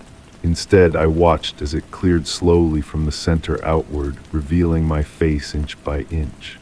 The scent of lavender hung in the air, stronger than before, mingling with that same burning smell. "Just condensation," I whispered to myself. The words sounded hollow in the tiled room, each syllable echoing slightly. I raised my hand to touch my face. In the mirror, my reflection did the same, but with a delay so subtle I almost missed it. A microsecond of hesitation. My heart skipped. I moved my hand to the left. The reflection followed to the right. It followed again. I blinked rapidly. The reflection blinked too. "You're just tired," I said aloud. The reflection mouthed something different. I backed away, bumping into the towel rack. The metal bars vibrated against the wall, emitting a low humming sound that seemed to resonate with something deep in my chest cavity. My reflection remained still, watching me. Sleep eluded me that night. Every creak of the house, every distant car passing on the street sounded amplified, distorted. The shadows on my ceiling appeared to pulse with each beat of my heart. When I finally drifted off, I dreamed of corridors lined with mirrors, each showing a slightly different version of myself. In the morning, I avoided the bathroom mirror, shaving by feel and brushing my teeth while staring down at the sink. But as I passed the decorative mirror in the hallway, movement caught my eye. My reflection turned its head to watch me walk by while I had been looking straight ahead. I started documenting the anomalies. A journal seemed too exposed, so I used my phone, recording voice notes when I was alone. "Day 1 of documentation," I whispered into the microphone. "Reflections moving independently, not all surfaces affected. Glass seems most susceptible. Metal less so, water not at all." I began testing reflective surfaces, windows, spoons, the glossy screen of my laptop. Most showed me as I should be, but occasionally in the corner of my eye, I'd catch one displaying something wrong. A smile I wasn't wearing, eyes looking in a different direction, fingers tapping when mine were still. By the 5th day, I had filled my phone with recordings, each more desperate than the last. The bathroom mirror is worst. It knows I'm avoiding it. When I walked past today, I heard tapping from inside the glass. 3 distinct knocks. When I looked, my reflection had its knuckles against the surface like it was knocking to get out. I covered the bathroom mirror with a towel. The decorative mirrors throughout my home I turned to face the wall. Computer screens I kept in power-saving mode, their black surfaces dulled to prevent reflection. My phone I kept face down. But reflections are everywhere. The window at night, the polished handle of a spoon, the surface of coffee in a mug. My reflection appeared in a puddle after rainfall. I stepped over it, but the rippling water showed my face turning to watch my feet pass. I ran, splashing through the water to break up the image. Night brought new terrors. I woke to find the towel removed from the bathroom mirror. I heard the distinct sound of fingernails tracing patterns on glass. The smell of lavender and burning grew stronger, seeping under my bedroom door. I barricaded myself in the living room, pushing furniture against every reflective surface. Sleep came in fits and starts, always interrupted by sounds tapping, scratching, the soft whisper of my own voice saying words I hadn't spoken. In desperation, I recorded myself sleeping. The footage showed me lying still on the couch, but halfway through, my reflection appeared on the black screen of the unplugged television across the room. It sat up while I remained sleeping. It watched me for hours, occasionally reaching toward the screen as if testing the boundary. The next morning, I found scratches on the inside of the television glass. I began to notice physical changes. My movements felt slightly delayed, as if my body was waiting for permission to follow my mind's commands. My voice sounded different in my recordings, deeper, with an unfamiliar cadence. Food tasted wrong, like everything had been replaced with near-identical substitutes. Water from the tap ran cold no matter how long I let it flow. and it carried that same lavender scent, now tinged with something metallic. When it pooled in the sink, I could see my reflection in it, mouth moving in words I couldn't hear. I decided to confront whatever was happening. I removed the coverings from all mirrors and sat before the bathroom one, staring at my reflection. For hours, nothing happened beyond the same subtle wrongness I had grown accustomed to. Then, as the natural light faded and shadows filled the bathroom, my reflection leaned forward while I remained still. "Who are you?" I asked. My reflection smiled with my mouth, but the expression was nothing I recognized as my own. Its eyes were darker than mine, the pupils expanded until barely any iris remained. "I've always been here," it said, its lips moving in perfect sync with the words I heard, but I hadn't spoken. My body went cold. I tried to stand to back away, but found myself frozen in place. My reflection raised its hand and pressed it flat against its side of the glass. "We can trade places," it said. "I've learned enough about your world from watching. I can be you better than you can." I felt my own hand rising against my will, moving slowly toward the mirror's surface. I fought it, muscles straining, sweat beading on my forehead. My fingertips trembled inches from the glass. "Stop fighting," my reflection said. "You're already halfway here. Haven't you noticed? Every time you see me move independently, it's because part of you has already crossed over." The bathroom light flickered, and in that moment of darkness, I felt something brush against my fingertips, cold and slick, like wet glass. When the light stabilized, my reflection was smiling wider than humanly possible. With a final surge of will, I pulled my hand back and stumbled from the bathroom. I could hear laughter following me, my own voice, but with an inflection I'd never used. I spent the night in my car, away from any reflective surfaces. In the morning, exhaustion and hunger drove me back inside. The house seemed normal in daylight, the mirrors showing only ordinary reflections. But something had changed. The lavender smell had permeated everything. My food, my clothes, my skin, and each night the boundaries grew thinner. Reflections lingered longer after I moved away from them. Surfaces that shouldn't reflect wood, fabric, matte walls sometimes showed shadowy versions of myself from the corner of my eye. I tried to tell others, but the words came out wrong. When I attempted to show friends the footage I'd recorded, the videos played back as normal reflections, my sleeping form undisturbed by any television apparition. Now I sit writing this as a final documentation. My reflection watches from the computer screen, no longer trying to hide its independence. It types when I type, but I can see its eyes flick toward me occasionally, anticipating, waiting. The boundary between us grows thinner each day. This morning I found myself in the kitchen with no memory of how I got there. My hand was wrapped around a knife, though I had no intention of cooking.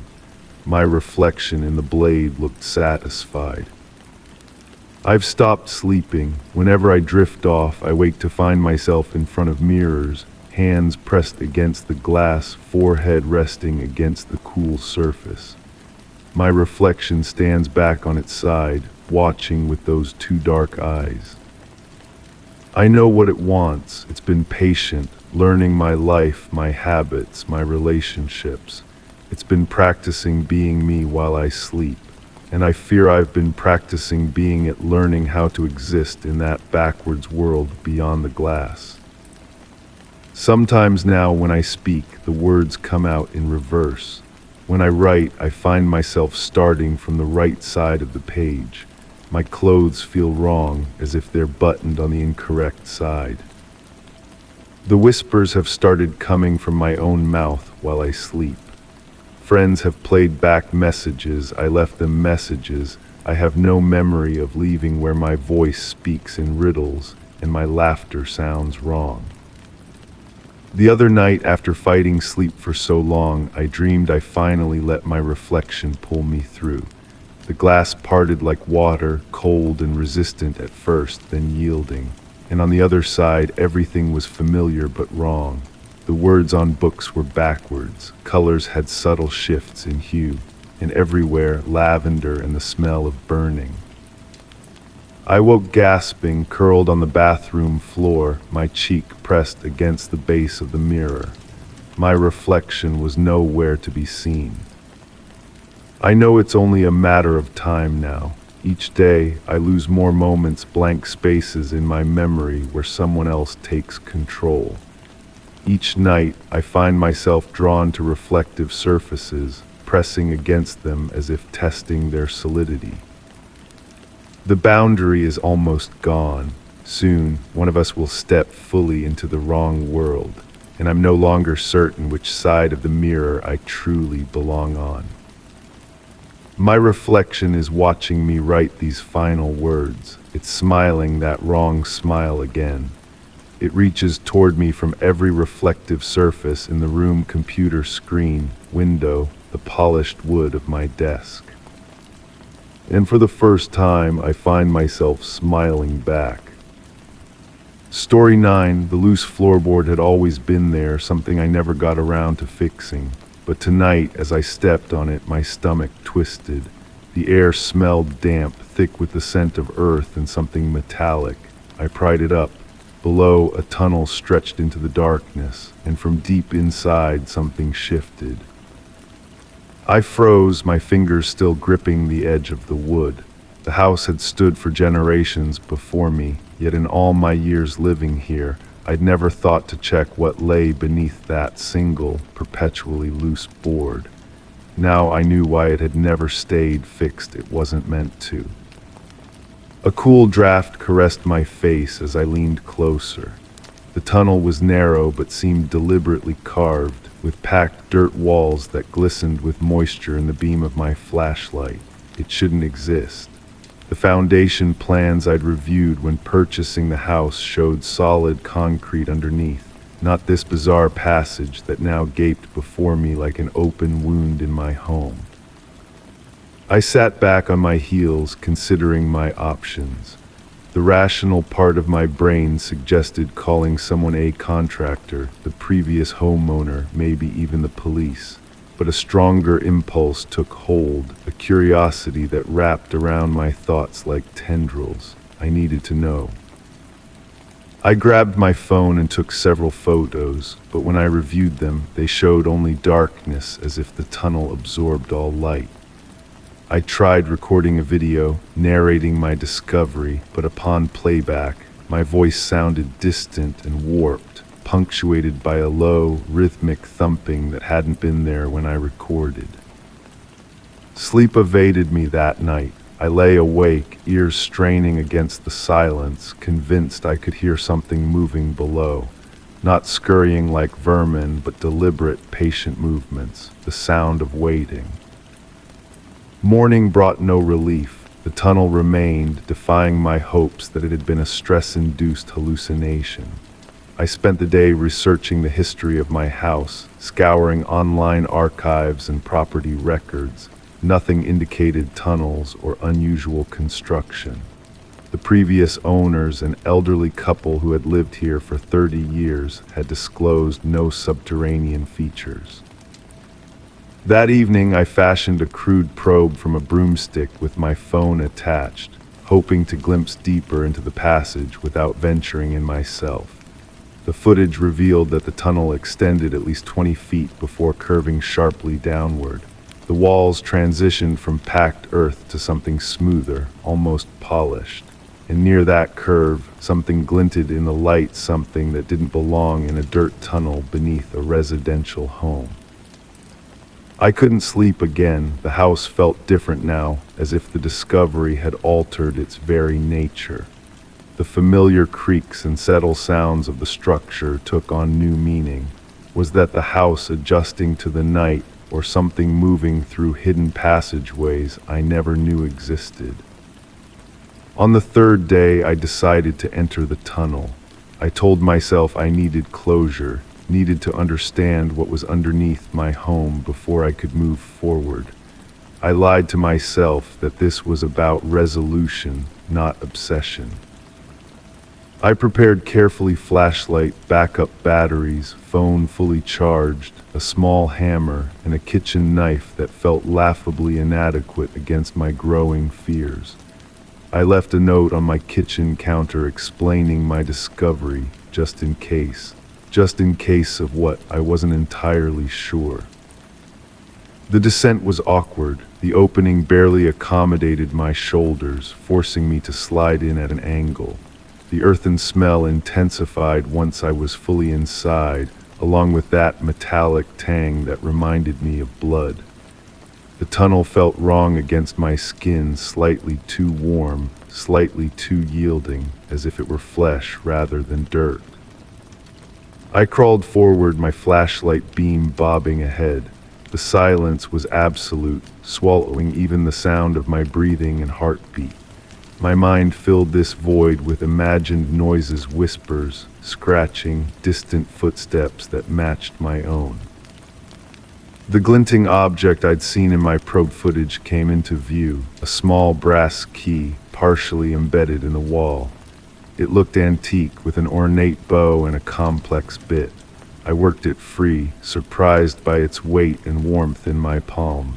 It should have been cold, yet it felt as if someone had just been holding it. The tunnel widened as I approached the curve, allowing me to crouch rather than crawl. The walls here were indeed different: smooth, with a surface that resembled polished stone but yielded slightly to pressure, like taut skin. My flashlight beam seemed to penetrate less effectively here, the darkness becoming thicker, more resistant. Around the curve, I discovered a small chamber. The sight stopped my breath in my lungs. The room was perfectly circular, its walls covered in hundreds of brass keys identical to the one I'd found, arranged in intricate spiraling patterns. At the center stood a pedestal with a single keyhole. Logic screamed at me to retreat, to seal up the floorboard and pretend I'd never found this place.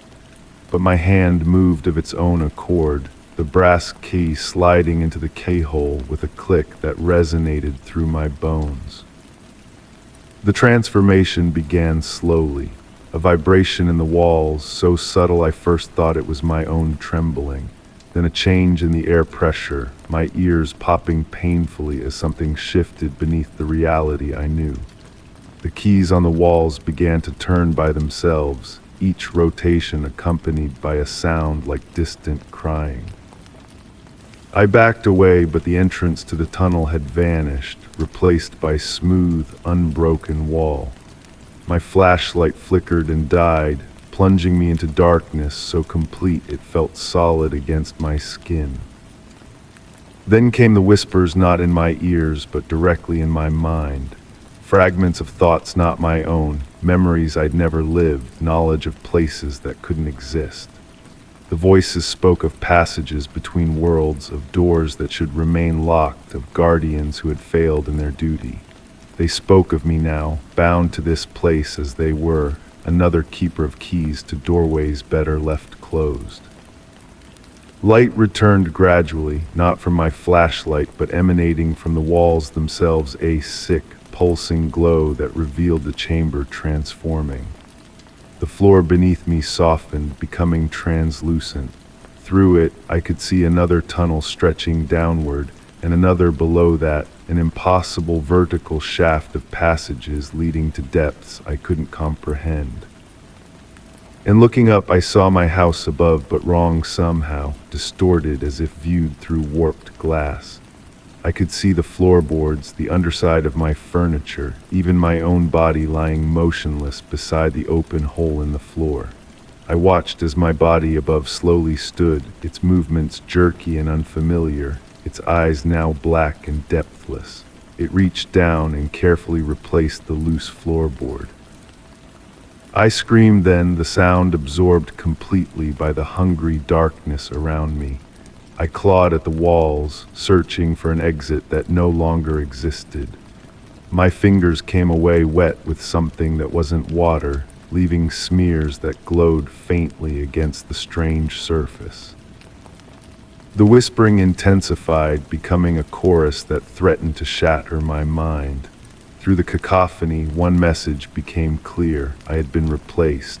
Whatever had waited in the tunnel now wore my face above, while I would join the others below, another consciousness absorbed into this ancient, patient hunger that lived beneath the floorboards. Now I exist in the in-between, neither fully here nor there. My perception has expanded beyond human limits, stretched across multiple planes of existence. I can feel new footsteps above, the weight of a new occupant in my former home. I can sense their movements, their moments of pause when they notice the loose floorboard. I find myself hoping they will ignore it, will call a contractor to nail it down permanently. But another part of me, a hungry part that grows stronger daily, anticipates the moment they will lift it, peer down, and see the tunnel that has always been there, waiting. The key they will find isn't brass anymore. It's bone, carved from what remains of who I was. And when they turn it, I will be waiting, ready to guide them deeper while something else takes their place above. After all, everyone deserves a home, even those of us who dwell beneath the floorboards. Story 10. The silence had a particular weight that autumn night. As I walked down the gravel driveway toward the old family house, the rustling of my footsteps seemed amplified by the enveloping darkness.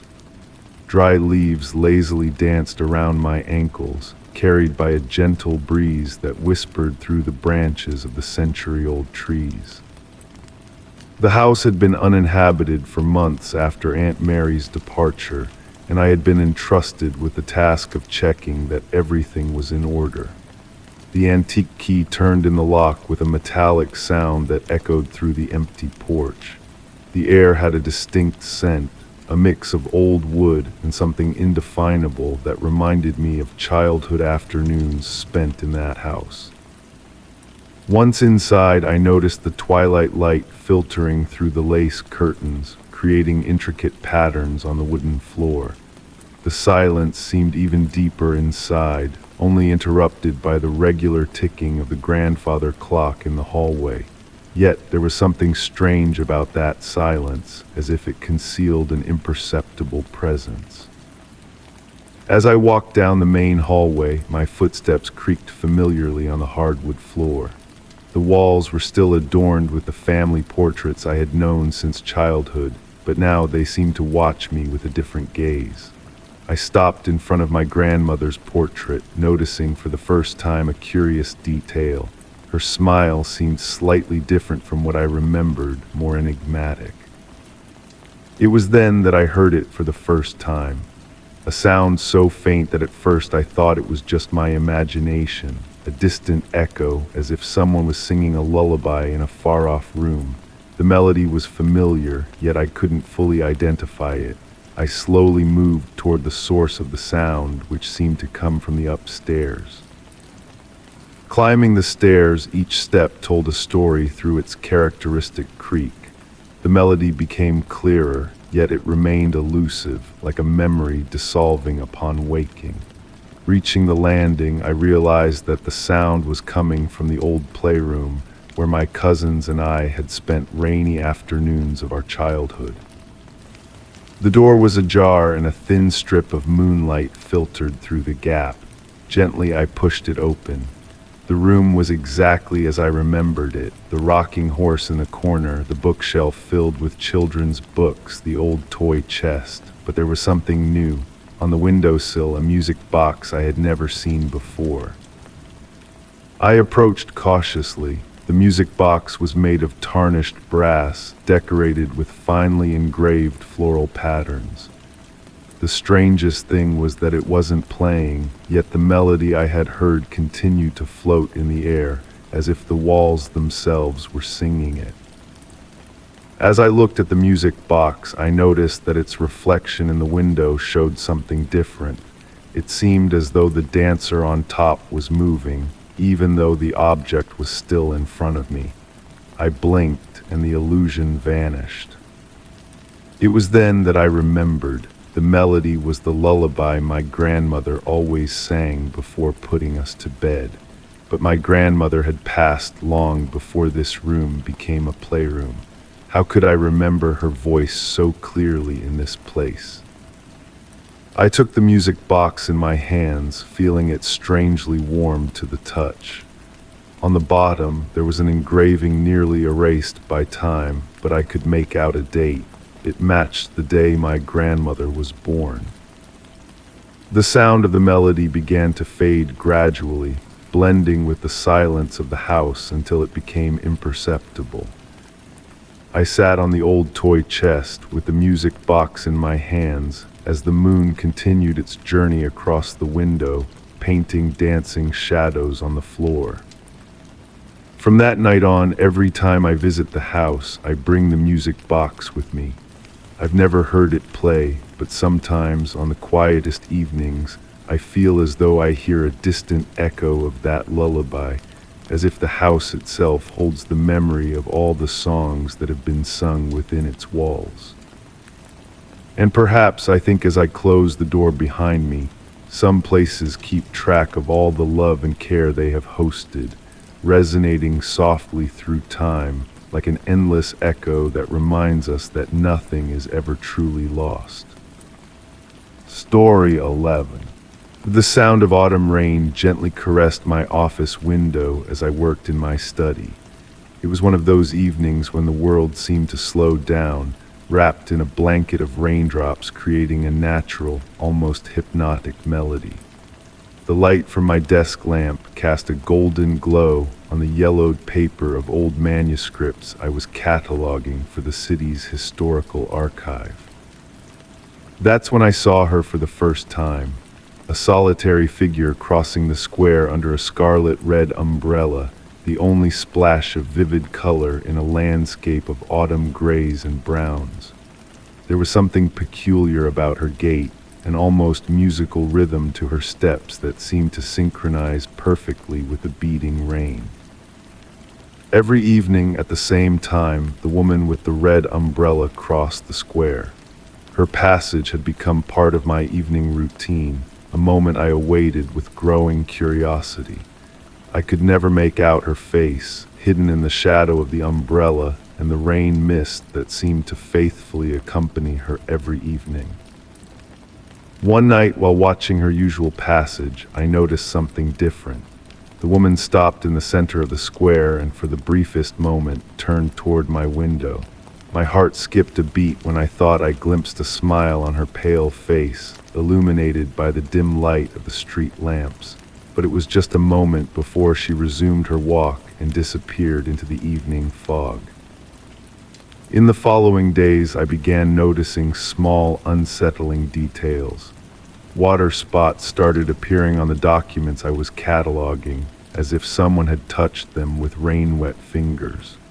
The scent of antique roses, delicate but persistent, pervaded the study in the evening hours, even when all windows were closed. One evening I found on my desk an old black and white photograph I didn't remember ever seeing before. It showed the square as it was 50 years ago, and among the crowd, a figure with a red umbrella was clearly visible, the only colored element in the faded image. On the back of the photo, an elegant handwriting had traced a date, October 15, 1973. My research in the archives led me to discover the story of Sarah Thompson, a young librarian who had worked in my same building half a century ago. She was known for her red umbrella and her passion for ancient books. Her life had ended tragically in that very square on a rainy night like many others. As I read the documents about her, the scent of roses grew stronger. The sound of rain seemed to transform into a sweet melody, as if someone were softly humming a forgotten lullaby. The pages of the documents I was browsing began to move slightly, as if caressed by an invisible breeze. I looked up at the window and saw her, closer than she had ever been. The red umbrella was closed this time, and I could clearly see her face. Her eyes were kind, her smile serene. I felt no fear, only a deep sense of melancholy and understanding. After that evening, the woman with the red umbrella never crossed the square again. However, on rainy nights, when silence envelops the archive and shadows dance on the walls, I can still hear the echo of her steps and the delicate scent of antique roses. And sometimes, when I browse through old documents, I find small, fresh water drops on the pages, as if someone had just touched the paper with fingers wet from the rain. I often wonder if Sarah is still watching over her beloved books, if her spirit continues to walk in the rain with her red umbrella. I've never told this story to anyone, preferring to keep it as a sweet secret shared between me and the library's shadows. And every time I hear the patter of rain on the windows, I can't help but smile, knowing that somewhere between the pages of time, a woman with a red umbrella continues her eternal walk. Story 12. Night had enveloped the old countryside house in a blanket of deep tranquility.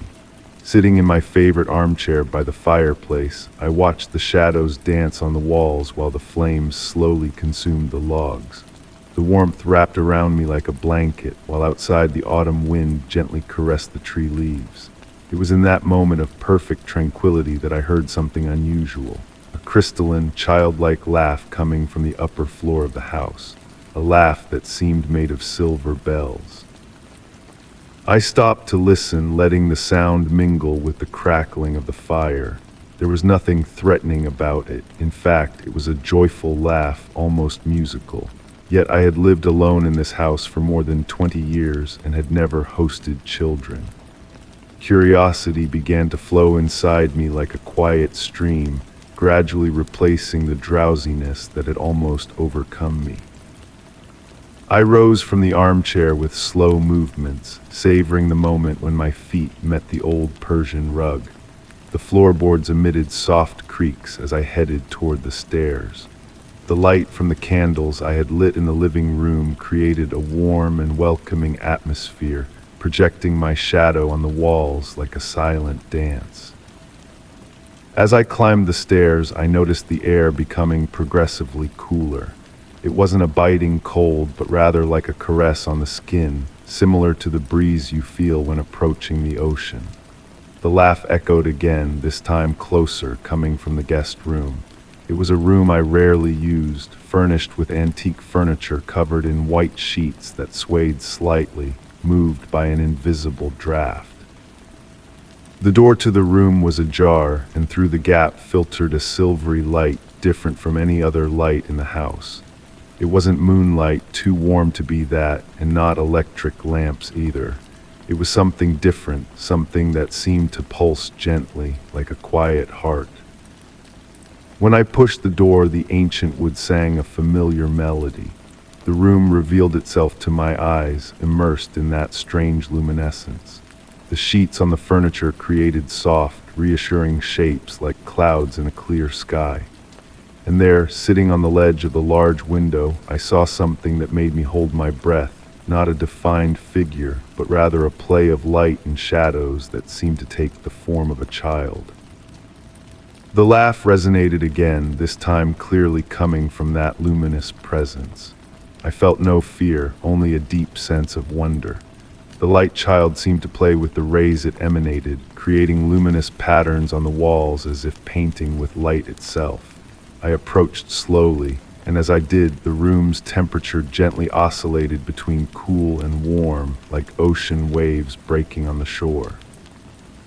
When I was close enough, I noticed that the figure had something familiar about it.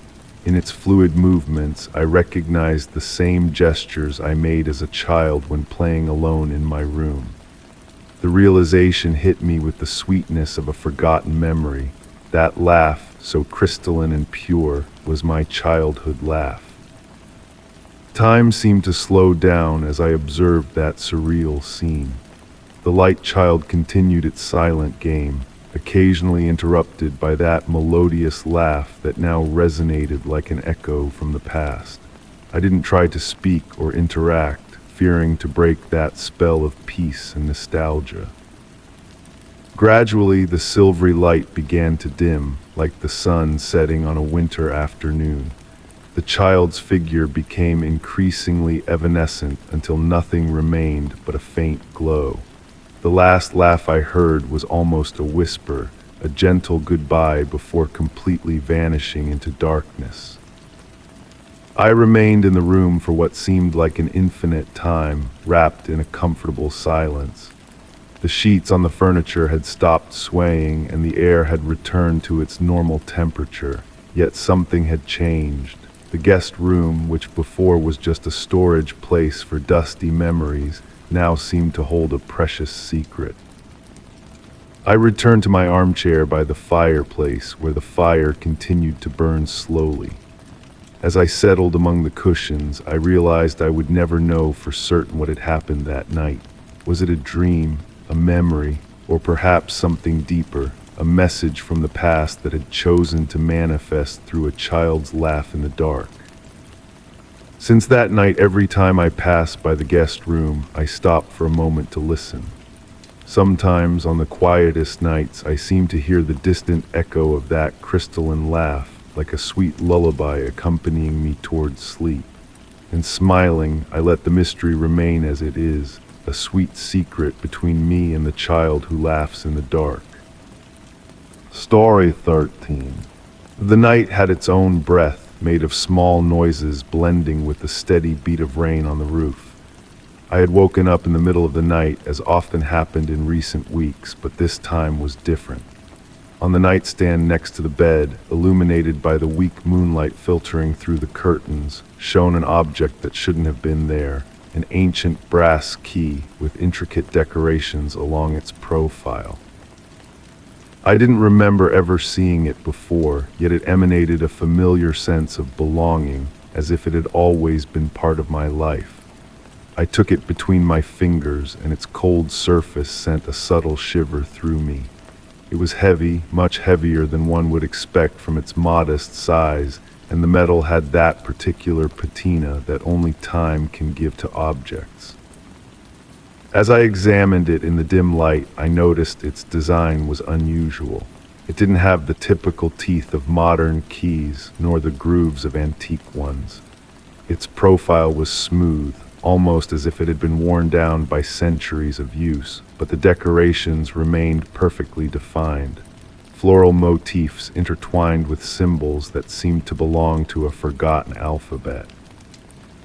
I got up from bed, drawn by a strange urgency to explore. The house seemed different at night, as if the shadows had the power to redraw familiar spaces. I began walking through the rooms, guided only by the weak luminescence of the key, which, strangely, seemed to emit a faint bluish glow. The wooden floor whispered under my steps, and the night air carried with it a scent of old wood and yellowed paper. At each door I encountered, I tried to bring the key close. I didn't even try to insert it in the locks. I instinctively knew it wasn't meant for any of them. Yet, every time the key came near a wooden surface, I could feel a slight vibration through my fingers, as if it was reacting to something invisible. It was in my study that I noticed something different. The antique bookcase I had inherited from my grandfather seemed to emit a subtle resonance with the key. I approached slowly, observing how the key's glow gradually increased. The books on the shelves cast dancing shadows on the walls, moved by the flickering light that now pulsed to the rhythm of an invisible heart. I passed the key along the edge of the bookcase, and that's when I heard it. A deep sound, almost imperceptible, like a musical note played on a forgotten instrument. The key's vibration intensified, and under my fingers I could feel the bookcases would respond with a quiver. There was no visible lock, yet the key seemed to have found what it was searching for. In that moment, time seemed to slow down. The air became dense, charged with an ancient presence. The shadows in the rooms moved unnaturally, as if they had become aware of my presence. The key's glow now pulsed with a steady rhythm, illuminating hidden patterns in the bookcase's wood that I had never noticed before. Guided by an instinct I couldn't explain, I pressed the key against the central panel of the bookcase. There was no visible slot, but when the key touched the wood, a sound like a deep sigh was heard. The wood surface seemed to ripple like disturbed water, and for a moment I thought I saw, reflected in its polish, faces and places from a forgotten time. Morning found me sitting at my desk, the key clutched in my fist. The dawn light had dispersed the night's shadows, but it couldn't erase what I had experienced. The bookcase appeared normal, motionless in its ancient dignity, yet something had changed. In the days that followed, I continued to observe the key, which had lost its mysterious glow but maintained that strange heaviness. Sometimes on the quietest nights, I still seemed to hear that deep vibration coming from the bookcase, as if it were calling to the key, but I haven't tried to use it again. Some doors, I've learned, are better left closed, even when we possess the key to open them, or perhaps especially because of that. The key now rests in a drawer of my writing desk, wrapped in black velvet. From time to time, when the night's silence becomes too deep, I can hear it calling. And I wonder if it was the key that found me instead of the other way around, and what other secrets are kept by a key that has no lock. Story 14. The night had wrapped the house in a blanket of deep stillness, interrupted only by the gentle patter of rain against the window panes. Seated in my favorite armchair, I watched the shadows dance on the walls, synchronized with the flickering flame of the fireplace. The warmth embraced me like a cozy blanket, while the scent of burning wood mingled with the aroma of vanilla tea cradled in my hands. It was in that moment of perfect serenity that I noticed something unusual in my niece's toy room, visible through the slightly ajar door. An old porcelain music box, a gift from Grandma, seemed to emit a faint bluish glow. I didn't remember it ever shining like that before. Slowly I rose from the armchair, setting the teacup on the wooden side table. My footsteps on the floor produced a soft creak that blended with the rhythm of the rain, creating an almost hypnotic melody. As I approached the door, the glow became brighter yet remained gentle, like moonlight reflected on still water. The toy room was a sanctuary of memories and wonder. Shelves of old wood housed porcelain dolls in Victorian dresses, colorful toy trains, and plush animals with kind expressions. The music box held a special place on the central shelf, surrounded by small crystals my niece had collected during her walks in the garden. The porcelain ballerina atop the music box, usually frozen in her eternal pose, swayed slightly, as if caressed by an invisible breeze. I stepped closer, noting how the temperature in the room was noticeably cooler than in the rest of the house. My breath formed small clouds of vapor in the air, while the crystals surrounding the music box seemed to respond to its light, casting tiny rainbows on the walls. The ballerina continued her imperceptible movements, and I could swear I heard a faint melody in the distance, like a musical whisper from another time. I reached out toward the music box, and at that moment the blue light pulsed gently. The other dolls on the shelf appeared to have turned their heads slightly to look in my direction, but when I blinked, they were back in their original positions. The melody became clearer. It was a lullaby Grandma always sang, a song I thought I had long forgotten. The music box began to turn on its own, very slowly. The ballerina danced with unnatural grace, her movements fluid like those of a real dancer. The crystals now projected intricate patterns on the ceiling, forming designs that seemed to tell stories of times long past.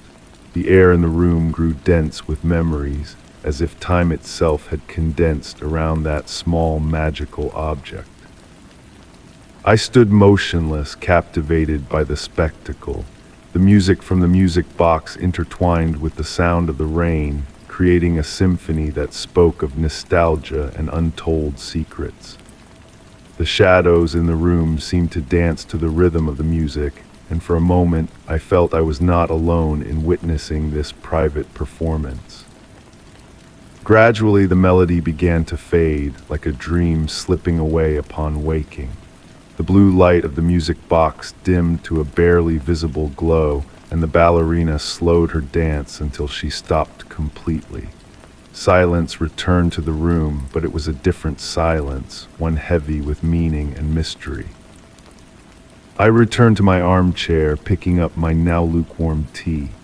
As I watched the last embers in the fireplace, I thought about Grandma and her love for objects that carried stories. I wondered if she had ever witnessed something similar, if the music box had always possessed that magic, or if it was a special gift, reserved for certain moments and certain observers. Since that night, whenever I pass by the toy room, I glance at the music box. Sometimes I think I see a fleeting blue glow or hear the first notes of that forgotten lullaby, but perhaps it's just memories dancing in my mind, like that porcelain ballerina on that rainy night. Story 15. The patter of rain on the roof tiles created a hypnotic melody as I prepared for the night. Droplets slid down the window panes, creating dancing shadows on the walls of my study. The extinct fireplace still emanated a faint scent of burned wood from the previous evening, and the soft light from the desk lamp wrapped the room in a warm, comforting embrace. It was in that moment of perfect quiet that I heard the first ring, a sound that shouldn't have existed, considering that the old rotary phone on the shelf had been disconnected years ago when I decided to keep only my cell phone. Yet its crystalline trill resonated in the air, clear and unmistakable. I rose from the armchair, placing the book I was reading on the side table. The Persian rug muffled my steps as I approached the shelf. The black phone, an inheritance from my grandmother, gleamed faintly in the dim light. Its ring stopped just as I reached out to touch it. The receiver was cold to the touch, and the smell of aged Bakelite brought back childhood memories of watching my grandmother dial numbers through the rotating disc. I shook my head, attributing the event to an auditory hallucination due to fatigue, but as I turned back toward the armchair, the phone rang again. This time the sound seemed more intense, more present, as if it wanted to ensure it had my complete attention. I turned slowly, observing the instrument with a mixture of curiosity and unease. The receiver vibrated slightly with each ring, an almost imperceptible movement that caught the lamp's light in dancing reflections. I found myself counting the rings, 1, 2, 3, 4. On the fifth, without thinking, I reached out and lifted the receiver. The silence that followed was deeper than before, broken only by the steady beating of rain on the windows. I brought the receiver to my ear, feeling the cold Bakelite against my skin. There wasn't the familiar dial tone, nor the sound of electronic silence. There was only an acoustic void, as if I were listening to the absence of sound itself. And then I heard it, a breath, slow, steady, distant, as if someone on the other end of the line was patiently waiting for me to speak first. The breath had something familiar about it, a rhythm that awakened memories buried deep in my mind. It reminded me of the way my grandmother breathed while falling asleep in her favorite armchair, with the phone always within reach. "Hello," I whispered, my voice barely audible above the drumming of the rain. The breath on the other end seemed to pause for a moment, as if waiting. Then very slowly, it transformed into a long, deep sigh, laden with a melancholy that tightened my heart. I remained motionless, with the receiver pressed against my ear, listening to that breath that now seemed to synchronize with the rhythm of the rain. I didn't feel fear, only a strange sensation of peace mixed with nostalgia. It was as if that moment suspended between reality and imagination was telling me a story that needed no words. The breathing continued, alternating with pauses that seemed full of meaning. I found myself closing my eyes, letting that sound wrap around me like a familiar blanket. I don't know how much time passed, but when I reopened my eyes, the room seemed different. The lamp's light was warmer, more enveloping, and the air was lightly scented with lavender, my grandmother's favorite perfume. Slowly, almost reluctantly, I placed the receiver back on its base. The phone remained silent, but now it seemed to emanate a comforting presence, as if it had delivered its message. I sat back down in the armchair, observing the instrument in the dim light. The rain continued to fall, creating a melody that mixed with memories. Since that night, the phone hasn't rung again, but sometimes on rainy evenings, when the silence becomes too deep, I seem to perceive a distant breath, a familiar sigh traveling through time.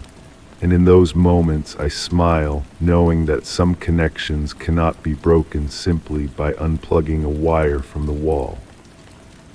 Story 16. That night, the snow fell silently, covering every surface with a pristine blanket that shimmered under the dim glow of the streetlights.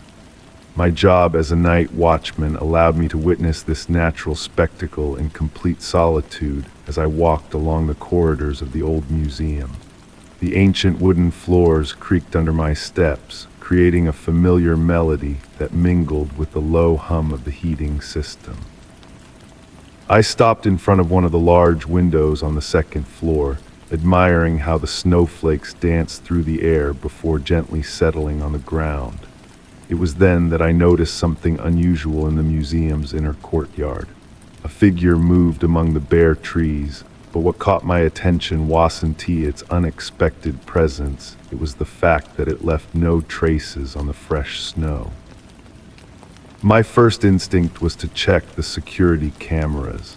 I headed to the control room, where dozens of monitors lit up the walls with their bluish glow. I carefully scanned each screen, trying to spot the mysterious figure again. I found it on one of the monitors showing the inner courtyard, but the image was strangely blurry, as if something were interfering with the recording. I decided to investigate in person. The museum's silence felt deeper than usual as I descended the stairs to the ground floor. The sound of my footsteps echoed through the empty halls, bouncing off the display cases housing precious artifacts. The air was still, charged with that static electricity that often precedes inexplicable events.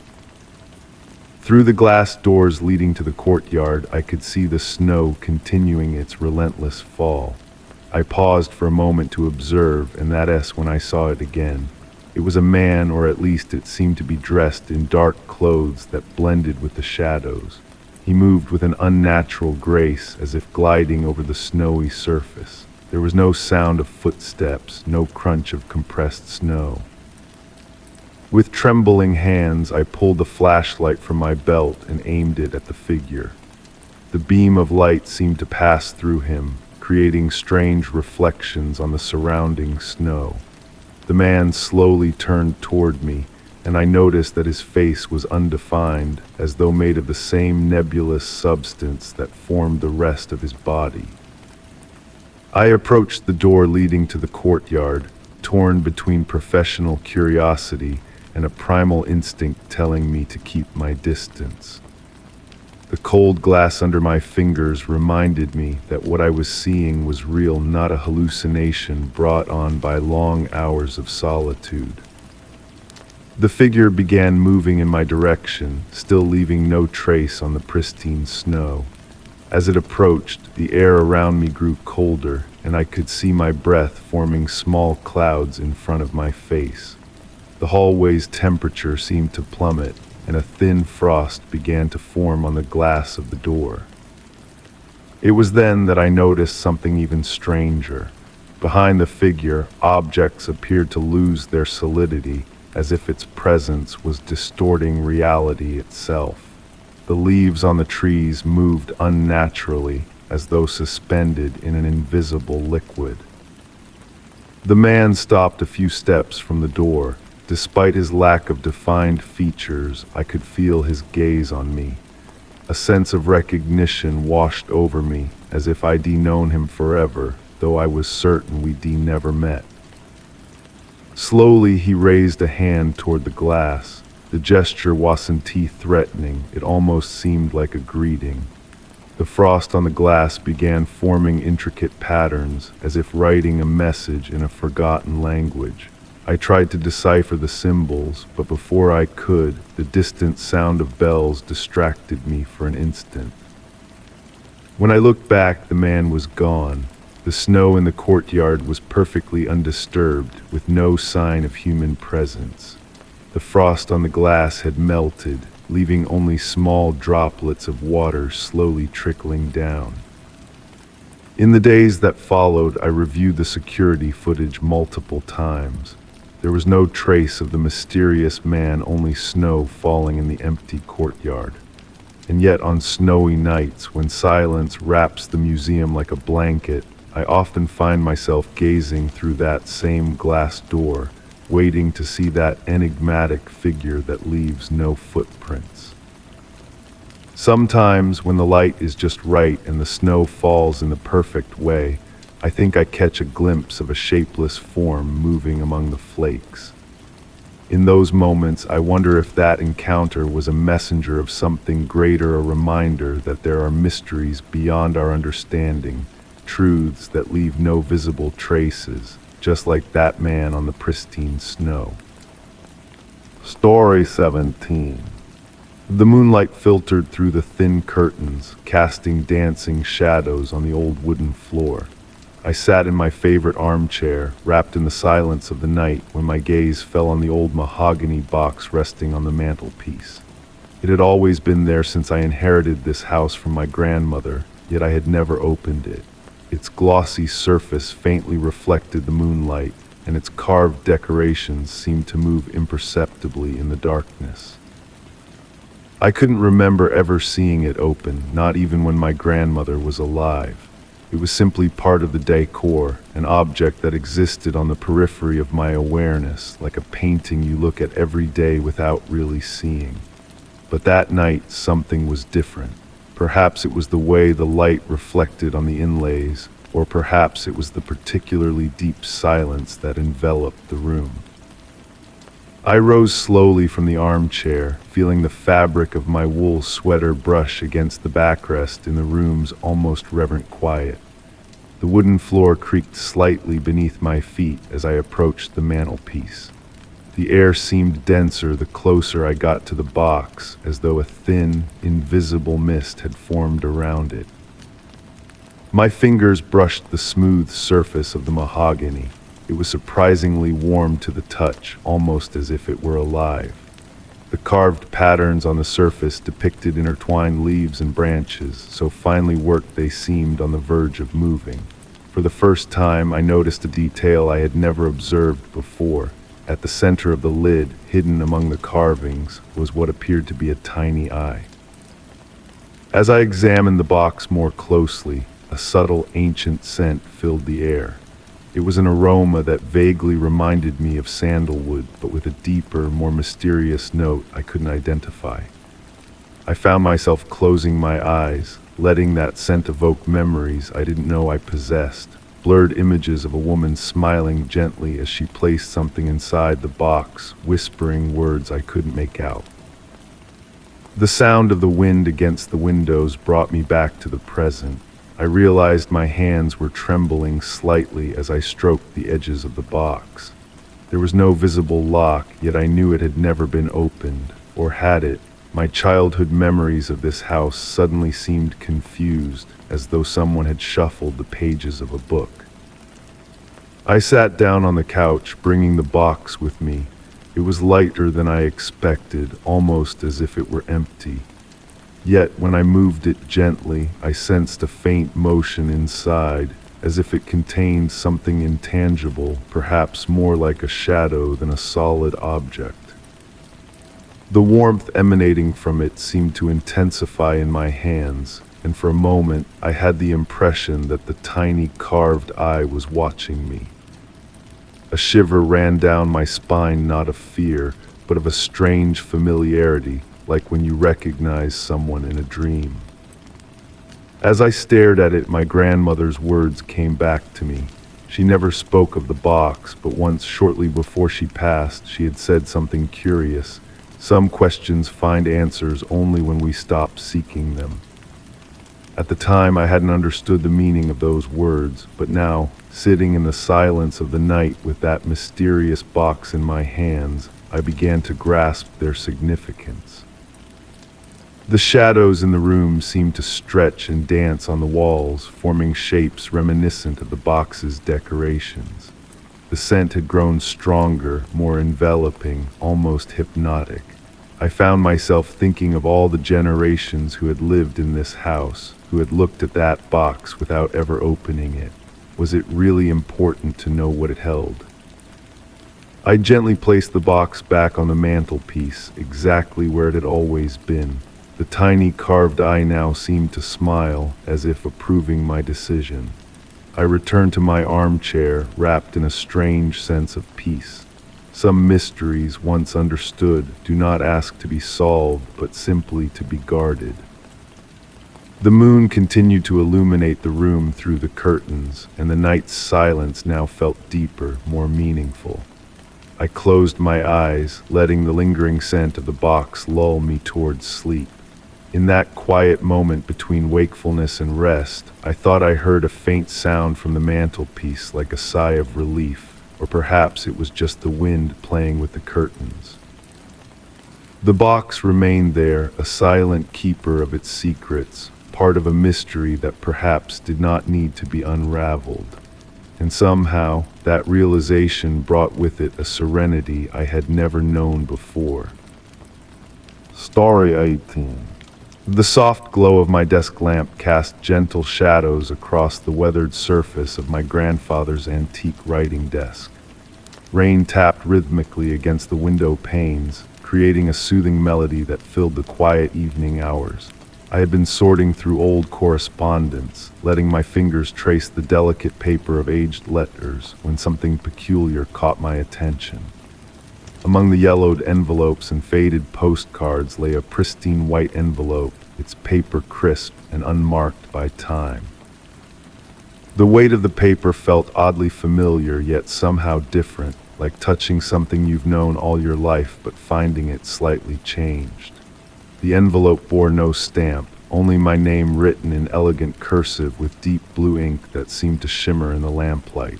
What made my breath catch wasn't the lack of postal marks or the quality of the paper, it was the date written in the corner. December 27, 2025, exactly 1 year from today. My fingers trembled slightly as I turned the envelope over. The seal was unbroken, pressed with dark red wax bearing an intricate pattern I couldn't quite decipher. The design seemed to shift under my gaze, like watching ripples in a pond slowly settle.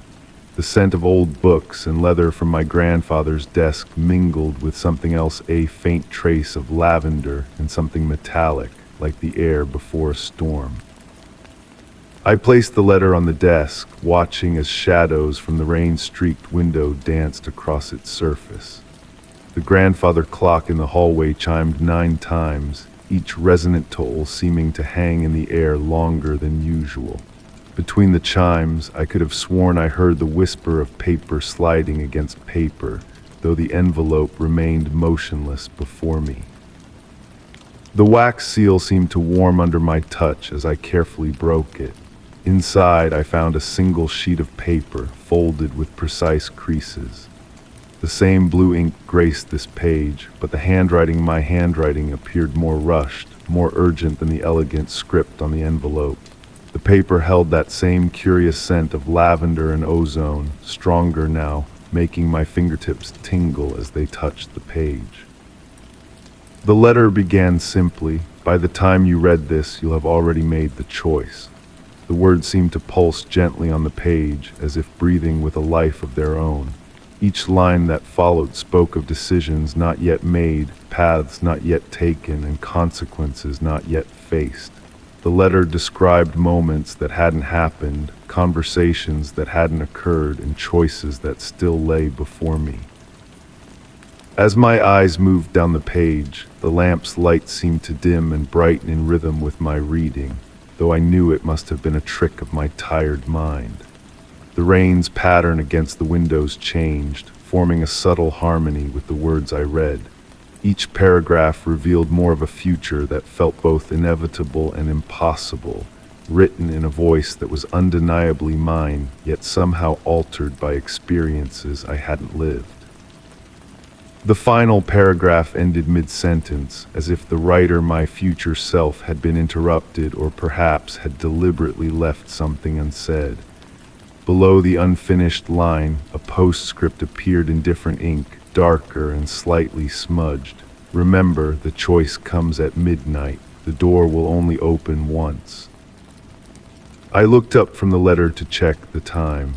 The grandfather clock showed 5 minutes to midnight. The rain had stopped, leaving behind a profound silence broken only by the soft ticking of passing seconds. As I held the letter, the paper began to feel lighter, almost ethereal, as if it might dissolve at any moment. Standing slowly, I moved to the window, letter in hand. The night sky had cleared, revealing a moon that cast silver light across the room. As I watched, the ink on the page began to fade, words disappearing one by one like stars at dawn. By the time the clock struck midnight, the paper had become blank, leaving behind only the faint scent of lavender and the lingering warmth of possibilities. I never found the envelope again, though I searched the desk countless times. Sometimes on quiet, rainy evenings, I catch the scent of lavender and ozone, and my fingers tingle with the memory of that paper. I often wonder about the choice the letter mentioned, whether I made it already or if it still lies ahead. Perhaps both are true, existing simultaneously like the letter itself, suspended between what was and what might be. The grandfather clock continues its steady count of seconds, each tick a reminder that time moves in only one direction, or so we believe. But on nights like this, when the rain returns and shadows dance across my desk, I find myself watching the door, waiting for midnight, and wondering if somewhere in some future moment I'm writing a letter to my past self, trying to bridge the gap between what is and what could be. Story 19. The gentle patter of rain against the window panes filled my grandmother's old house with a soothing rhythm. I had been tasked with sorting through decades of memories stored in the musty attic, a responsibility that felt both daunting and oddly peaceful. The wooden stairs creaked beneath my feet as I ascended, each step releasing the faint scent of aged cedar and forgotten memories. The attic was bathed in a soft, diffused light that filtered through a small round window. Dust particles danced lazily in the pale beam, creating ethereal patterns in the air. The space felt alive with whispers of the past, each box and trunk holding fragments of lives lived long ago. As I moved through the space, my fingers trailing along weathered cardboard boxes, the rain's melody created a perfect accompaniment to my exploration. In the furthest corner, partially hidden behind a stack of leather-bound photo albums, I noticed something peculiar. A small music box, its surface dulled by time, sat atop a faded pink blanket. What caught my attention wasn't its placement or appearance, but rather the fact that its metal key was slowly turning, as if someone had just wound it moments ago. The movement was almost imperceptible, but in the stillness of the attic, it was impossible to miss. As I approached, the temperature seemed to shift, becoming slightly cooler. The music box's ornate lid was adorned with delicate carvings of woodland creatures, their features softened by years of handling. My grandmother had never mentioned this particular piece, which seemed strange given how she loved to share stories about her treasured possessions. When I carefully lifted it, I noticed it was unusually warm to the touch, despite the attic's natural coolness. The key continued its gentle rotation, defying logic and reason. With trembling fingers, I opened the lid, expecting to hear the familiar tinkle of a lullaby. Instead, a different sound emerged, the soft giggle of a child, distant and ethereal, floating through the air like a forgotten memory. The sound wasn't frightening. Rather, it carried a profound sense of loneliness and yearning that touched something deep within my soul. Beneath the music box lay a small porcelain doll, no larger than my palm. Its painted face bore a serene expression, though one of its glass eyes was slightly turned, giving it an oddly knowing look. The doll's dress, once presumably white, had taken on the color of aged ivory, its lace trimmed delicate as spider silk. What struck me most was how the doll's tiny hands were positioned, reaching upward, as if waiting to be held. As I studied the doll, the rain's rhythm seemed to change, becoming more deliberate, almost like footsteps moving across the attic floor. The dust motes in the air began to swirl in peculiar patterns, forming shapes that almost resembled small handprints before dissolving back into chaos. The temperature continued to drop, though not in an unpleasant way. It felt more like the cool touch of a gentle breeze on a summer evening. In that moment, memories began to surface, not my own, but somehow present in my mind nonetheless. I saw flashes of a young girl playing in this very attic, her laughter echoing off the rafters as she cradled the porcelain doll. The scenes felt like watercolor paintings, edges soft and colors muted, yet they carried an undeniable weight of truth. I realized I was seeing my grandmother as a child, though I couldn't explain how I knew this with such certainty. The music box's key finally stopped turning, and the ghostly giggle faded into silence. As I held both objects in my hands, I felt an overwhelming urge to bring them downstairs, to give them new life in the warmth of the living space below. Yet something made me hesitate. The doll's misaligned eye seemed to look past me now, focused on something or someone I couldn't see. I carefully placed both items back exactly as I had found them, arranging the pink blanket just so. As I did, I felt a subtle shift in the air, like a sigh of contentment. The rain returned to its natural rhythm, and the dust settled back into its lazy dance in the sunbeam. But now I understood something fundamental about this space. Some toys aren't meant to be forgotten, even when they appear to be. They exist in a place between memory and reality, between past and present, playing with phantom children in the quiet hours when no one is watching.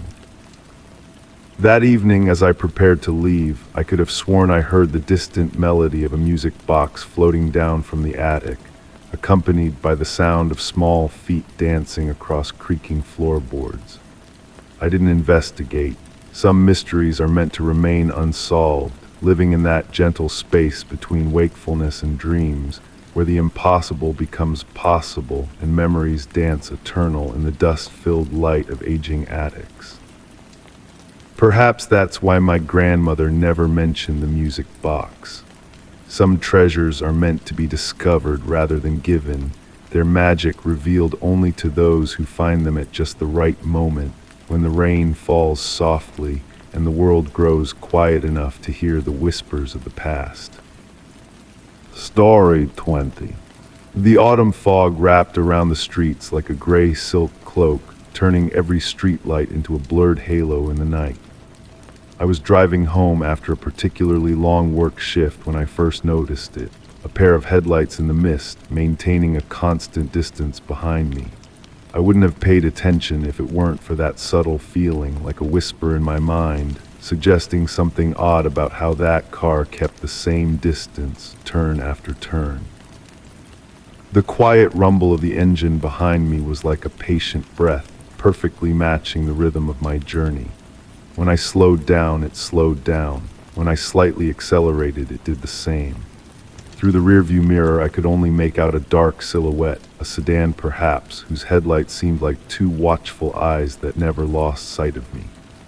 The road wound through the residential neighborhood, the silent houses on either side emanating an aura of tranquility that contrasted with my growing unease. I decided to experiment. Instead of turning onto my usual street, I continued straight, taking a longer route.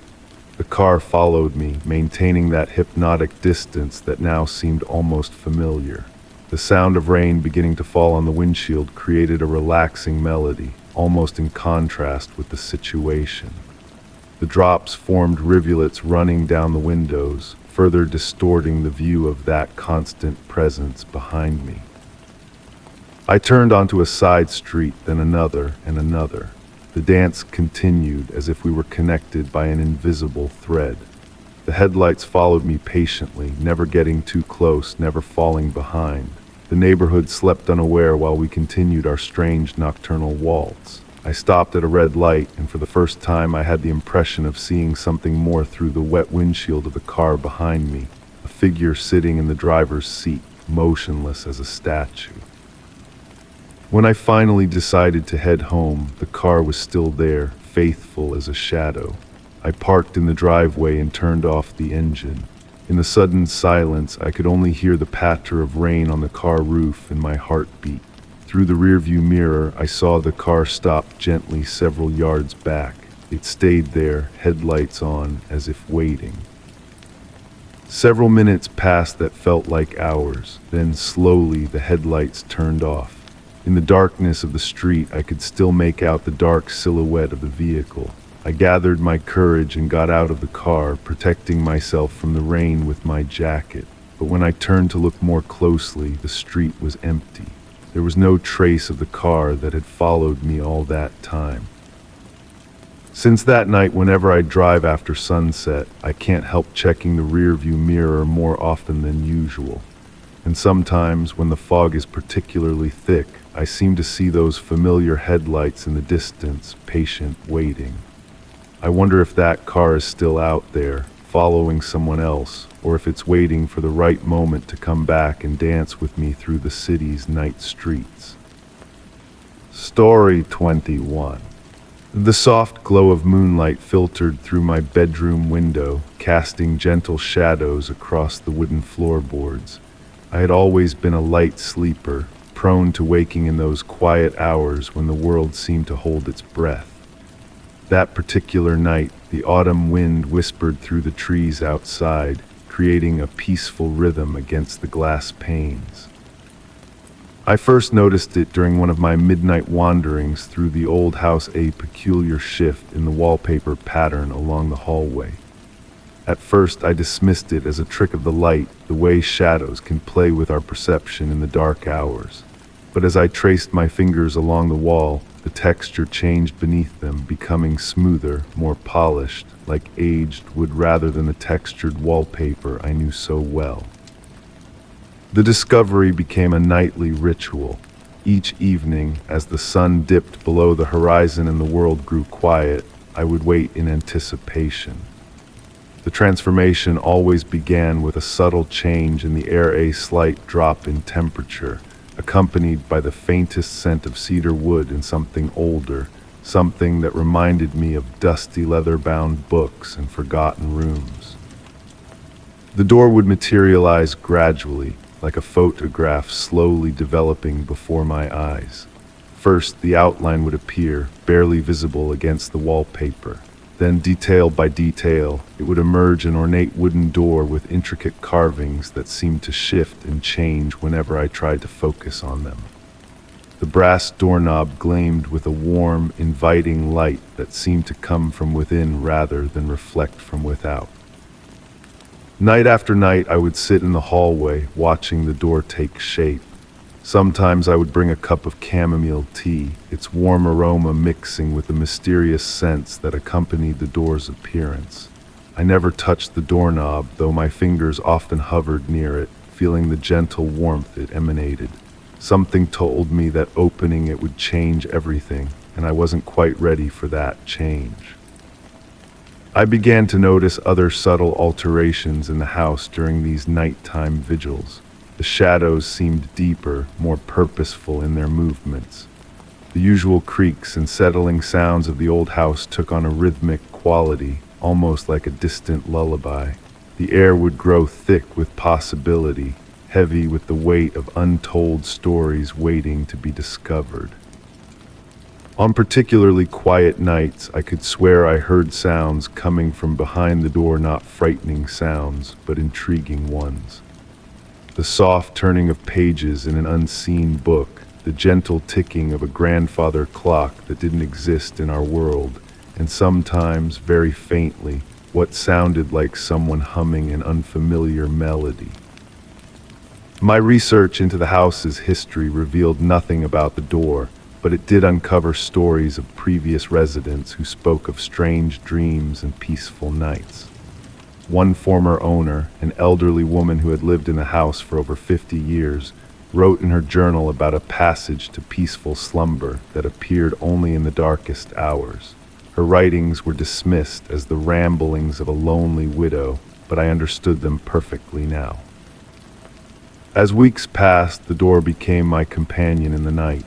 When sleep eluded me, I would sit near it, feeling its presence like a comfortable friend. Sometimes I would read by its soft glow, other times simply sit in contemplation, listening to the subtle sounds that seemed to emanate from beyond it. The door never appeared threatening or malevolent. Instead, it brought a sense of peace, as if it were guarding something precious rather than hiding something sinister. One particularly memorable night, as I sat in my usual spot near the door, I noticed something new. The carvings in the wood seemed to be telling a story, figures moving through forests, climbing mountains, sailing across seas. But whenever I tried to follow their journey to its conclusion, the patterns would shift and change, beginning a new tale.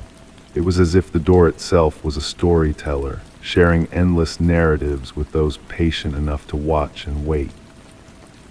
Years have passed since I first discovered the door, and still, I've never turned its handle. Sometimes I wonder if that's why it continues to appear, because I've respected its mystery, allowed it to keep its secrets. The door has become a reminder that some questions are better left unanswered, some mysteries more beautiful when they remain unexplored. On nights when I can't sleep, I still make my way to the hallway, cup of tea in hand. The door always appears, right on schedule, bringing with it its familiar warmth and comfort. And as I sit there in the gentle glow, I realize that perhaps the true purpose of the door isn't to be opened at all. Maybe its gift isn't what lies behind it, but rather the peace it brings to those who simply appreciate its presence in the quiet hours of the night.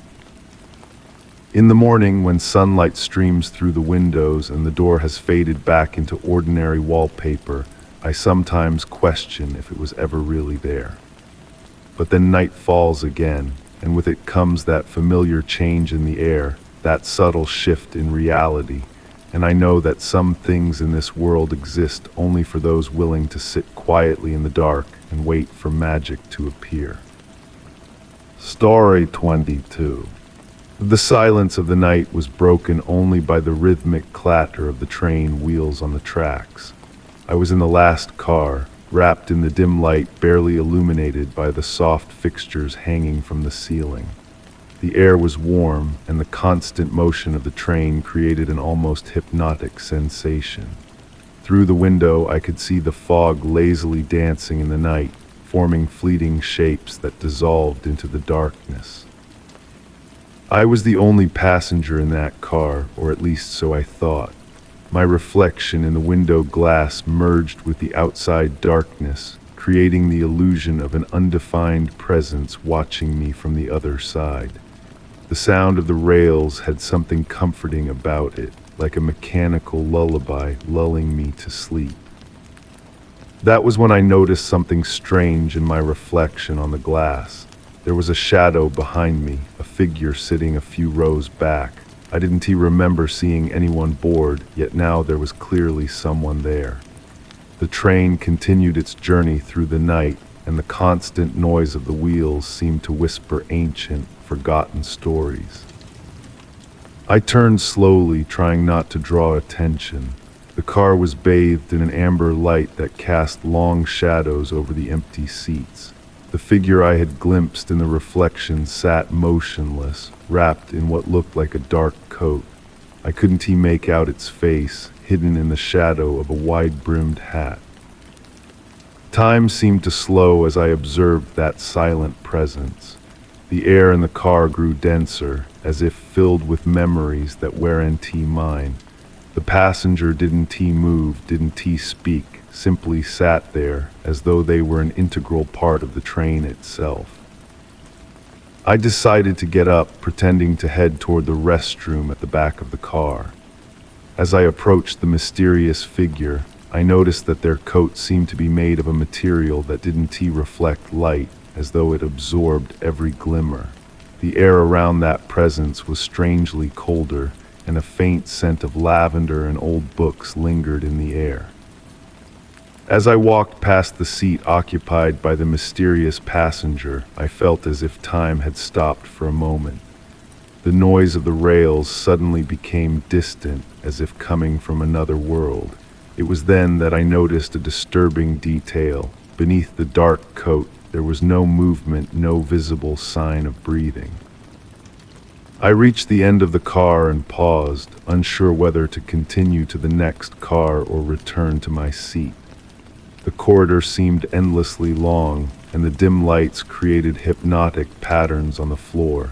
When I turned back again, the seat where I had seen the mysterious figure was empty. On the seat there was only an old train ticket, yellowed with age. I picked it up with trembling hands. The date printed on it was from 50 years ago, exactly the same day. The ticket was warm to the touch, as if someone had held it just moments before. I returned to my seat, holding the ticket between my fingers. The train continued its journey through the night, the sound of the wheels once again reassuring. The fog outside the window seemed thicker now, and through it I could almost make out other figures walking parallel to the train, as if accompanying it on its nocturnal journey. As fatigue began to overtake me, I wondered how many others had encountered that mysterious passenger on the last train of the night. The ticket I held was the only tangible evidence of that surreal encounter, but even it seemed to become increasingly ephemeral, like a dream fading upon waking. The train continued its passage through the night, carrying with it its secrets and its passengers, both visible and invisible. And as I drifted off to sleep, I thought I caught a faint scent of lavender in the air and the distant sound of footsteps retreating down the corridor of the car. Story 23. The doorbell didn't ring that autumn afternoon. It was just a light knock on the door, almost imperceptible, like the flutter of a moth's wings against glass. I was reading on the couch, wrapped in a warm blanket, while the rain gently tapped against the window panes, creating a relaxing melody. I got up calmly, thinking it was just the wind moving something on the landing. When I opened the door, there was no one there, just a brown package, perfectly squared, carefully placed in front of the threshold. I wasn't expecting any deliveries, and the package had no labels or addresses, only my name written by hand in an elegant and ancient calligraphy, as if it had been traced with a pen dipped in black ink. The cardboard was smooth to the touch, dried despite the incessant rain. I lifted it, surprised by its modest weight, and brought it inside. The silence seemed deeper now, interrupted only by the ticking of the pendulum clock in the entryway and the background of rain that continued to fall gently. Seated again on the couch, I examined the package from every angle. There were no signs of tape or obvious opening points. The edges were perfect, as if the cardboard had been folded by expert hands that knew the art of origami. A slight fragrance emanated from the box, something familiar that I couldn't identify. It was like the scent of ancient books mixed with the aroma of black tea with a note of sandalwood. While holding it in my lap, I seemed to perceive a slight movement inside, as if something had shifted very delicately. It wasn't a solid object, but neither was it liquid. It was more like the air itself inside the box was dancing, creating small invisible currents that could only be sensed. The afternoon light was beginning to diminish, and the shadows in the room were gently lengthening. I hadn't turned on the lamps, preferring the natural twilight that wrapped everything in a soft embrace. The package seemed to absorb the residual light in a particular way, as if its surface was made of a material that played with reflections. After spending several minutes contemplating it, I decided to look for a way to open it. My fingers slid along the edges, feeling every fold and every corner.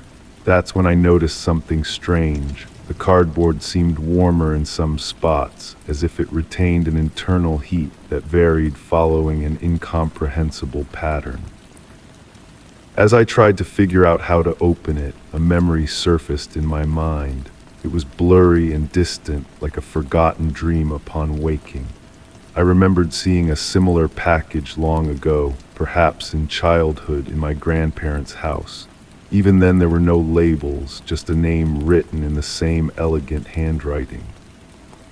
The rain increased slightly in intensity, creating a more present but still relaxing background. The drops on the windows drew paths that seemed to follow the same pattern of warmth I had perceived on the package's surface.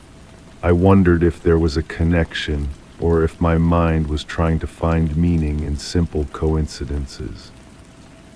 While immersed in these thoughts, the room's temperature seemed to change imperceptibly. It was neither cold nor hot anymore. It was as if the air had reached a state of perfect equilibrium. The package on my lap continued to emit that familiar scent, which now seemed more intense, mixing with the smell of rain coming through the slightly open window. It was at that moment that I noticed something extraordinary. Where my fingers touched the cardboard, they left slight luminous impressions, as if the material was reacting to my skin's warmth. The impressions glowed weakly for a few seconds before fading, like shooting stars in the night sky. I don't remember how long I spent observing this phenomenon, but when I finally looked up, I realized evening had fallen. The room was immersed in a bluish twilight, and the only source of light seemed to be the package itself, which now emitted a very faint, almost imperceptible glow. I decided not to open it, at least not that evening. I gently placed it on the coffee table in front of the couch and got up to turn on a lamp. When the light spread through the room, the package appeared normal again, a simple brown cardboard cube with my name written on it. In the following days, the package remained on the coffee table. Sometimes I seemed to see that faint glow in the twilight. Other times I perceived that slight internal movement, like a silent dance. The scent persisted, subtly changing with the passing hours, always familiar but impossible to completely identify. I never knew who had left that package at my door, nor what it really contained. Perhaps the true magic wasn't in its contents, but in what it represented, a perfect mystery, an enigma that didn't ask to be solved, but only to be contemplated. Even today, when the rain hits the windows on autumn evenings, I find myself thinking about that package and its silent presence. And I wonder if somewhere in some other house, someone else is observing a similar package, with their own name written in that same elegant handwriting, wondering whether to open it or let the mystery continue to dance undisturbed. Story 24. The sound of rain beating on the roof of the old family house created a hypnotic melody as I sorted through the last boxes left from my grandmother's inheritance. The air was thick with nostalgia, mixed with the scent of old wood and dust dancing in the rays of the setting sun filtering through the cream-colored curtains. Every object I touched seemed to tell a story, whispering memories of times past. It was when I opened the last box that I found the photo album bound in dark leather. The cover was worn at the corners, but the material still retained that characteristic softness that only time can give. My fingers gently caressed the surface as I laid it on the old oak table in the living room. The album's pages emanated a slight smell of mold and aged paper. Each black and white photograph told moments of family life, weddings, birthdays, summer vacations. I smiled, recognizing the faces of my older relatives when they were young, noting similarities with subsequent generations. The rustling of pages blended harmoniously with the beating of rain on the windows. I stopped at one particular photograph taken in the house's garden during what appeared to be a summer lunch. I immediately recognized my grandmother, beautiful in her floral dress, sitting at the table with her siblings. The sunlight from that distant day created gentle shadows on their smiling faces, yet something caught my attention. Standing slightly apart from the main group was a figure I couldn't identify. She wore a light-colored dress that reached her ankles, and her face was partially hidden by the shadow of a wide-brimmed hat. I didn't remember ever seeing this person in the family stories told during holiday dinners. I gently removed the photograph from the album to look at it more closely. On the back, in my grandmother's elegant handwriting, was a date, summer 1956, nothing else. No indication of who that mysterious figure was. As I studied the image, a cold breeze swept through the room, making the curtains wave. The sun had now set, giving way to a twilight that made everything more blurred and uncertain. I turned on the old table lamp, which diffused a warm, soft light in the room. I returned to observing the photograph under the new lighting, and that's when I noticed a disturbing detail. The shadow of the mysterious figure didn't follow the direction of all the other shadows present in the image. While the family's shadows stretched to the right, following the natural course of the sun, that of the unknown woman seemed to go in a completely different direction, as if the light hitting her came from another source. A subtle shiver ran down my spine. I suddenly remembered a whispered conversation between my mother and aunt years ago when they thought I was sleeping. They were talking about a woman who had frequented the family for a brief period before mysteriously disappearing. No one had ever known her real name or where she came from. The sound of rain seemed to intensify, creating an almost hypnotic rhythm. As I continued to stare at the photograph, it seemed to me that the figure became increasingly sharp, while the rest of the image seemed to blur slightly. It was as if she wanted to tell me something, as if that moment captured on photographic paper held a message waiting to be discovered. I turned the photograph again, hoping to find other clues. That's when I noticed in the bottom right corner almost invisible marks. They looked like words written with such light pressure they were almost imperceptible. Under the lamp's light, slightly tilting the paper, I managed to make out a phrase, "She always sees." I gently put the photograph back in the album but couldn't close it completely. Something pushed me to continue looking at that image, as if it contained a secret waiting to be revealed. I found myself wondering how many other hidden stories this house held, how many other mysteries had been captured by a camera lens and preserved in the silence of time.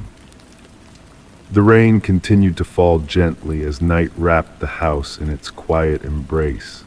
Sitting in the armchair by the window with the album on my knees, I lost myself in my thoughts. Who was that woman really? What had she seen? And above all, was she still seeing? I decided to leave the album on the living room table, open to the mysterious photograph. As I prepared to go to bed, I took one last look at the image from the doorway. For a moment, under the flickering light of the lamp, it seemed to me that the figure had slightly changed position, as if she had turned to look at me. But perhaps it was just a play of shadows, or perhaps it was something deeper, a mystery destined to remain as such, guarded between the yellowed pages of an old family album. Story 25. The rain fell with a hypnotic rhythm on the roof of the house, creating a natural melody that filled the silence of the night. Sitting in my favorite armchair with a cup of now-cold chamomile tea between my hands, I was absently listening to that relaxing sound when my attention was caught by something different. A subtle, almost imperceptible noise that mixed with the beating of the rain, light footsteps that seemed to come from the basement. At first, I thought it was just the normal settling of the house. Old homes have their own voice, their own way of communicating through creaks and soft moans. Mine was no exception, especially during rainy nights when humidity would slightly swell the wooden beams. Yet this time there was something different about the way those sounds manifested, as if they followed a precise pattern, a rhythm that reminded me too much of human footsteps. I rose from the armchair with slow movements, placing the cup on the small table beside me. The wooden floor under my feet emanated a slight warmth, residual heat from the day's heating. As I approached the basement door, I noticed the air becoming progressively colder, as if an icy current was rising from the steps. The brass handle was surprisingly cold to the touch, and when I turned it, the mechanism produced a click that seemed to echo in the silence of the house. The staircase leading down was wrapped in darkness, broken only by a faint bluish light filtering through the small skylight. Step by step, I descended cautiously, accompanied by the sound of my own footsteps mixing with the mysterious ones I had heard before. The characteristic smell of the basement, a mix of old wood, damp earth, and something indefinable, became more intense as I descended. In the basement, shadows danced on the walls every time lightning illuminated the skylight. The shelves loaded with old objects projected twisted shapes that seemed to move with the rhythm of the rain.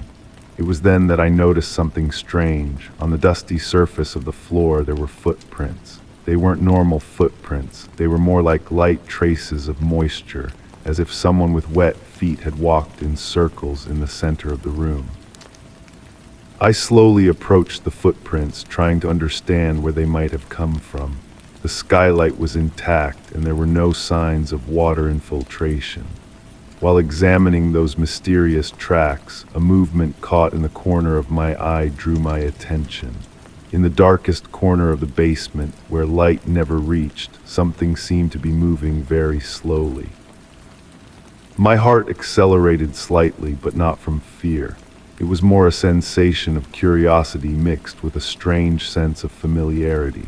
I approached that dark corner, and as I did so, the air became even colder. The sound of footsteps I had heard from above returned, but this time it was clear they weren't coming from a specific point. They seemed to surround the entire environment, as if someone was walking simultaneously in every part of the room. It was at that moment that I realized something particular. The footprints on the floor weren't randomly arranged. They formed a precise design, a spiral that tightened toward the center of the room. And as I followed that spiral path with my eyes, I noticed that the most recent footprints, those closest to the center, were still wet, as if they had just been created.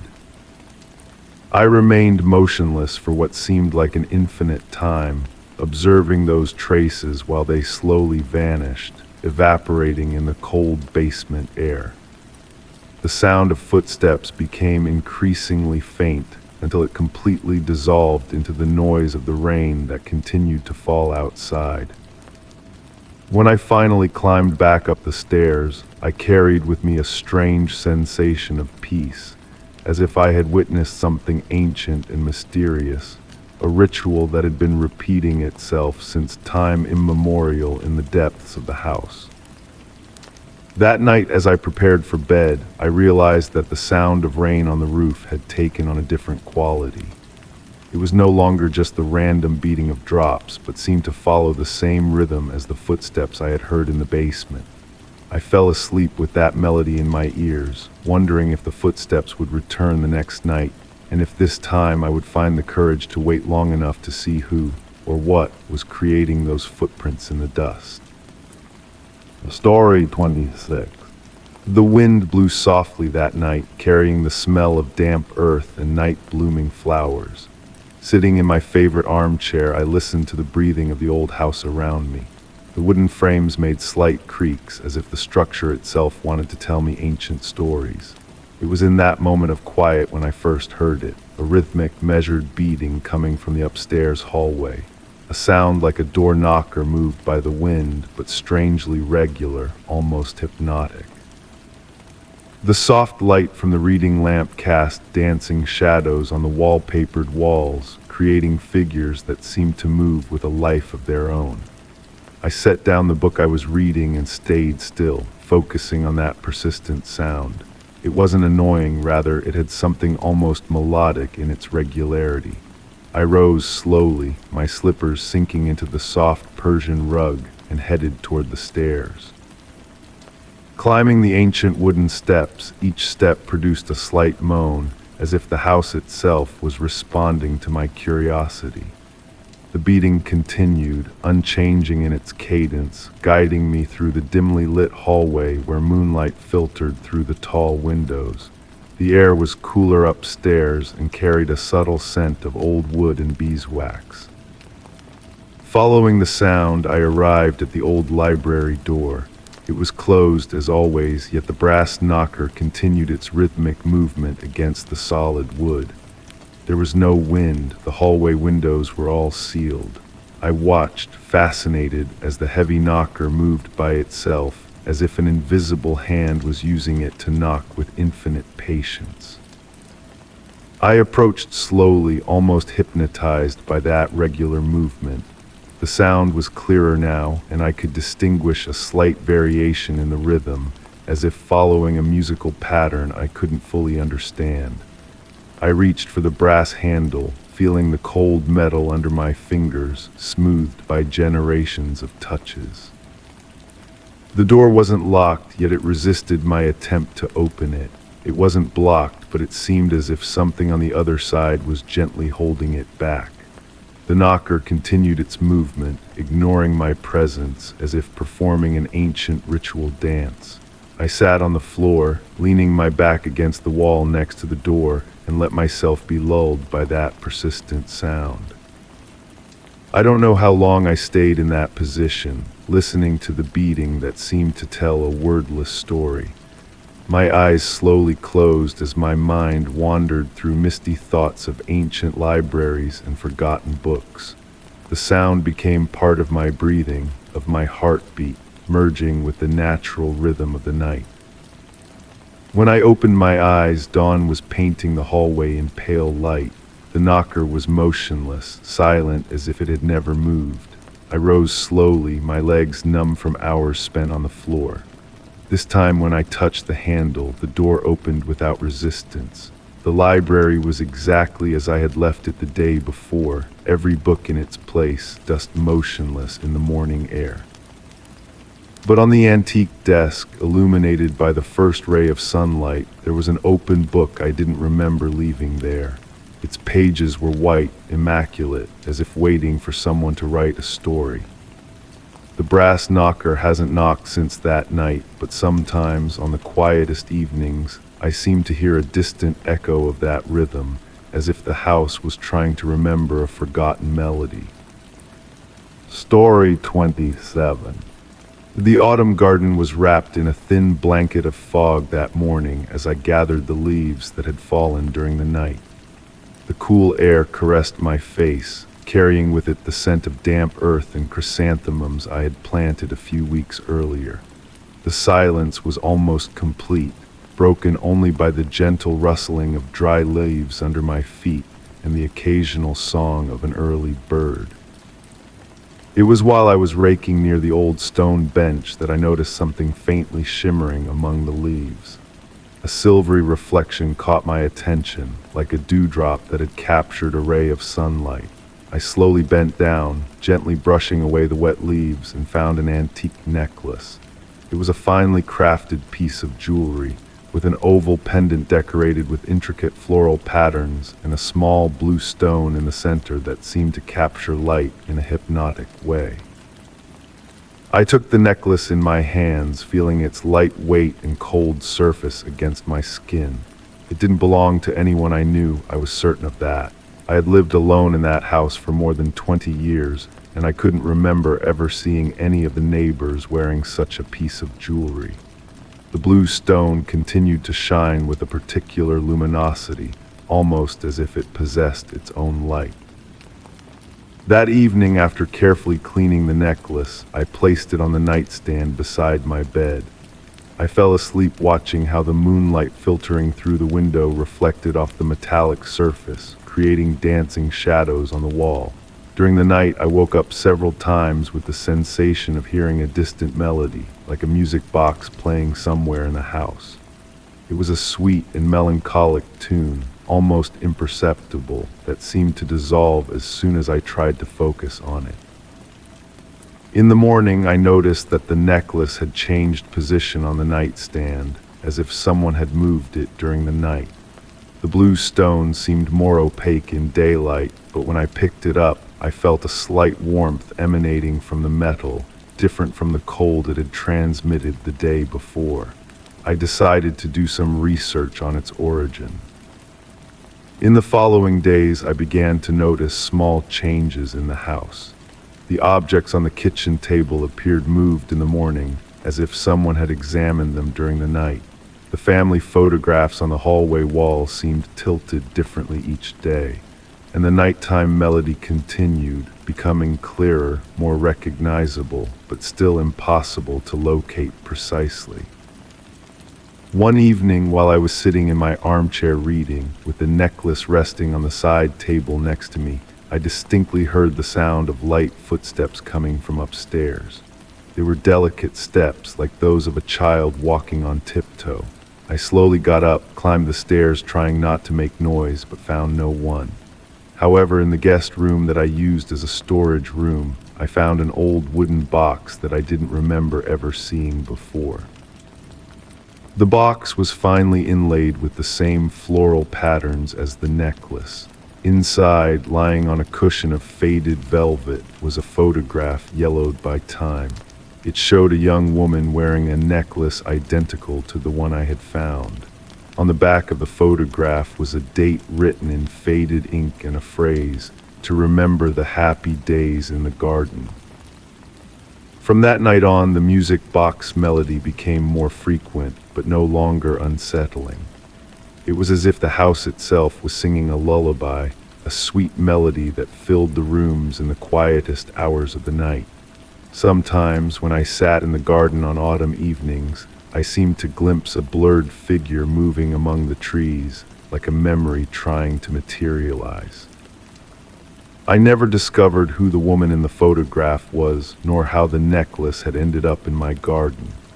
I've learned to accept the presence of this mystery in my life like one accepts the changing of seasons or the passing of time. The necklace still rests on my nightstand, and occasionally on the quietest nights when the moon is full and the wind whispers through the leaves, I seem to hear distant laughter mixing with the music box melody, like an echo of happy days forgotten by time. Story 28. I woke to the sound of a pendulum ticking rhythmically in the darkness. The steady ticking echoed through the silence, like a mechanical heartbeat marking the passage of time in this unfamiliar place. My eyelids slowly opened, revealing a room shrouded in the twilight's dim glow. I recognized none of what surrounded me. I was lying on an old burgundy velvet couch, soft yet worn with age. The air carried a distinct scent, a blend of aged wood and dried flowers, with a subtle note of something I couldn't identify. Light filtered faintly through heavy brocade curtains, casting dancing patterns on the faded Victorian wallpaper. As my eyes adjusted to the dim light, I began to take in the room's details. Antique dark wood furniture stood like silent sentinels in the corners. A massive bookshelf occupied an entire wall, its shelves filled with leather-bound volumes that seemed untouched for decades. On the small table beside the couch, a fine porcelain teacup held what looked like tea, still steaming. I rose slowly, feeling every muscle protest as though I had been asleep for days. My footsteps made a muffled sound on the Persian rug as I approached the window. The curtains, which I carefully drew aside, revealed a misty garden where indistinct shapes of trees and bushes swayed gently in the evening breeze. The reflection in the glass showed something unsettling. I was wearing clothes that were not mine. A white linen shirt, a brocade vest, and velvet trousers, all perfectly tailored, yet of an old-fashioned style. My hands trembled slightly as I touched the fabric, feeling its quality under my fingers. A movement caught in the corner of my eye drew my attention. I turned toward the room's interior, but everything was still. Only the pendulum kept its relentless motion, as if it were counting the seconds of time that seemed to flow differently in this place. I decided to explore beyond the room. The door opened with a faint creak, revealing a long, dimly lit hallway. Portraits of strangers adorned the walls, their eyes seeming to follow me as I cautiously advanced. The wooden floor creaked beneath my steps, every sound amplified by the surrounding silence. I came to a staircase leading to the upper floor. As I climbed, I noticed the temperature gradually dropping. The banister under my hand was cold to the touch, but oddly familiar. Upstairs, a series of closed doors lined the hallway. Each bore a brass nameplate with inscriptions I couldn't fully decipher in the dim light. It was then I heard a melody. Piano notes, so faint they might have been my imagination, floated through the air like a gentle breeze. The music seemed to come from the last room at the end of the hallway, but as I approached, the notes grew fainter, almost ethereal. I slowly opened the final door. The room was empty except for a grand piano draped in a white sheet. No one sat on the stool, yet the air still vibrated with the echo of that mysterious melody. I approached the piano and carefully lifted the sheet. Dust danced in the sunset light streaming through the window, creating an almost otherworldly effect. On the ivory keys, I found an old, yellowed photograph. I picked it up with care and examined it in the dying light of the day. The image showed this very room, but in a different era. Seated at the piano was a figure that made me start. It was me, wearing the same clothes I had on now, though the photograph had to be at least a century old. I returned downstairs, feeling strangely calm despite the surreal situation. The pendulum continued its hypnotic rhythm, but now it seemed to beat in sync with my heart. I sat back down on the couch, noticing that the teacup was still warm to the touch. As I stared into the amber liquid in the cup, I realized that perhaps I had never truly woken up. Or maybe I had awakened into a dream someone else had dreamed long ago. The pendulum continued to tick, counting the seconds of a time that perhaps had never existed in a house that seemed to know me better than I knew myself. I took a sip of the tea, savoring its familiar taste. Outside, the fog had completely enveloped the garden, erasing every boundary between reality and dream. And somehow I knew I would stay here, in this unfamiliar house that seemed to have been waiting for me all along. Story 29. The November rain gently drummed against the windows of Grandma Rose's attic, creating a natural melody that had always given me a sense of peace. I had returned there after years to sort through her things, now that she was gone. The smell of old wood and yellowed books permeated the air, while the dim twilight light filtered through the half-closed shutters, painting dancing shadows on the vintage wallpapered walls. In a corner of the room, covered by a thin layer of dust, I found the old brass record player that Grandma always kept polished like a mirror. It was one of those objects from another time, with its mechanical arm decorated with delicate floral motifs and the turntable still perfectly preserved. Next to it, a collection of vinyl records neatly arranged in cardboard sleeves worn by time. As I browsed through the records, my fingers stopped on one in particular. The cover was completely white, with no title or author, just a thin golden border that sparkled in the dim light. I didn't remember ever seeing it before, yet I knew every record in Grandma Rose's collection by heart. Driven by an irresistible curiosity, I decided to listen to it. The record player came to life with a slight, familiar, and comforting hum.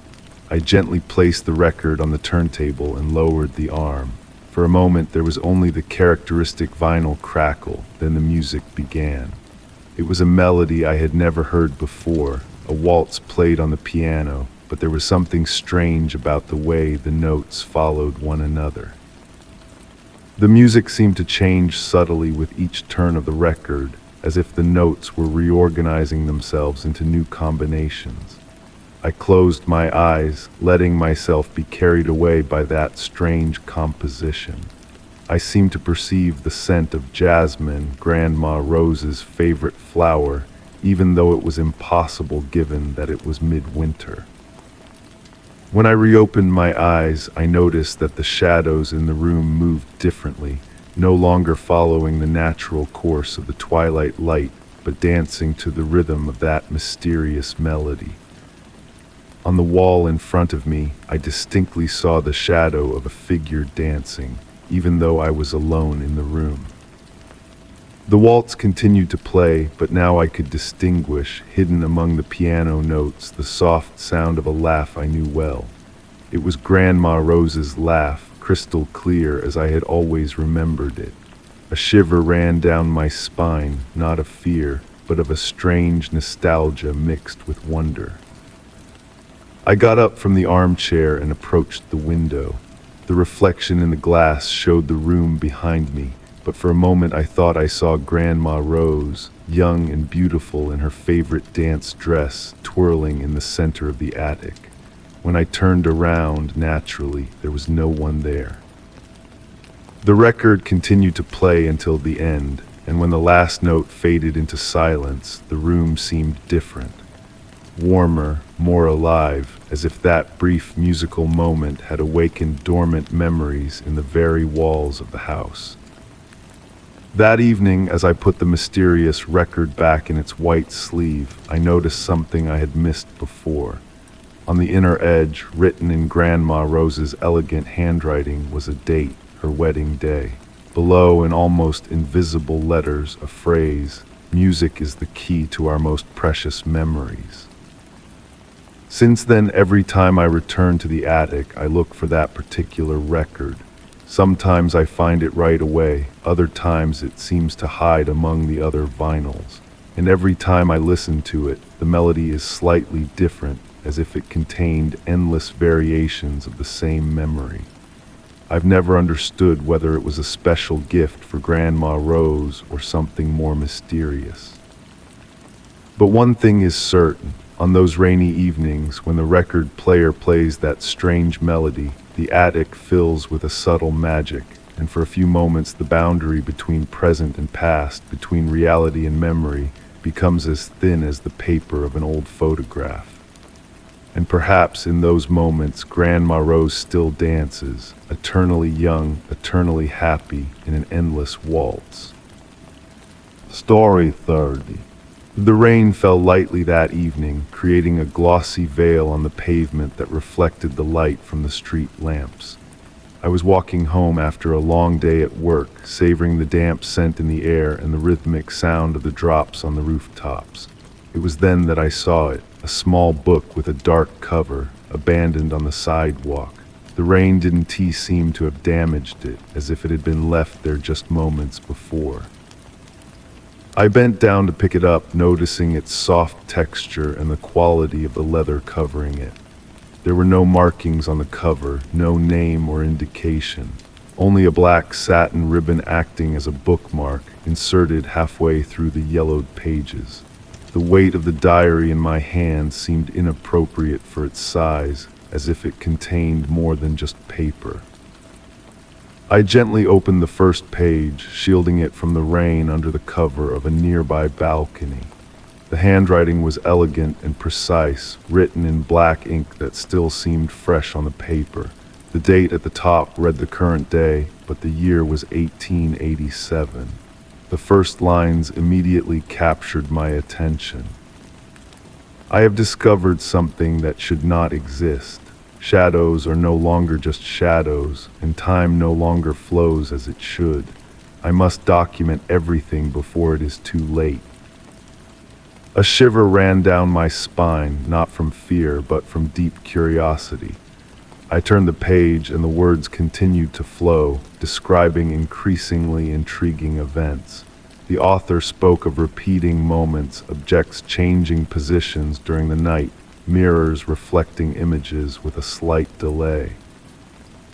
As I read, I noticed that the rain had taken on a different rhythm, almost musical. The drops seemed to fall in a precise sequence, as if following an invisible score. I looked around, realizing that the street was completely deserted.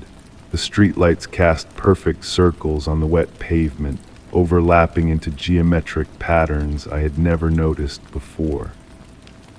The diary described similar phenomena, hidden patterns in everyday reality that only became visible at certain moments when perception opened to broader possibilities. The author had started noticing these details after finding a peculiar object, an old brass key with incomprehensible engravings. Just as I was reading about this key, I felt something metallic in the pocket of my jacket. I slid my hand in and found a key I didn't even remember having.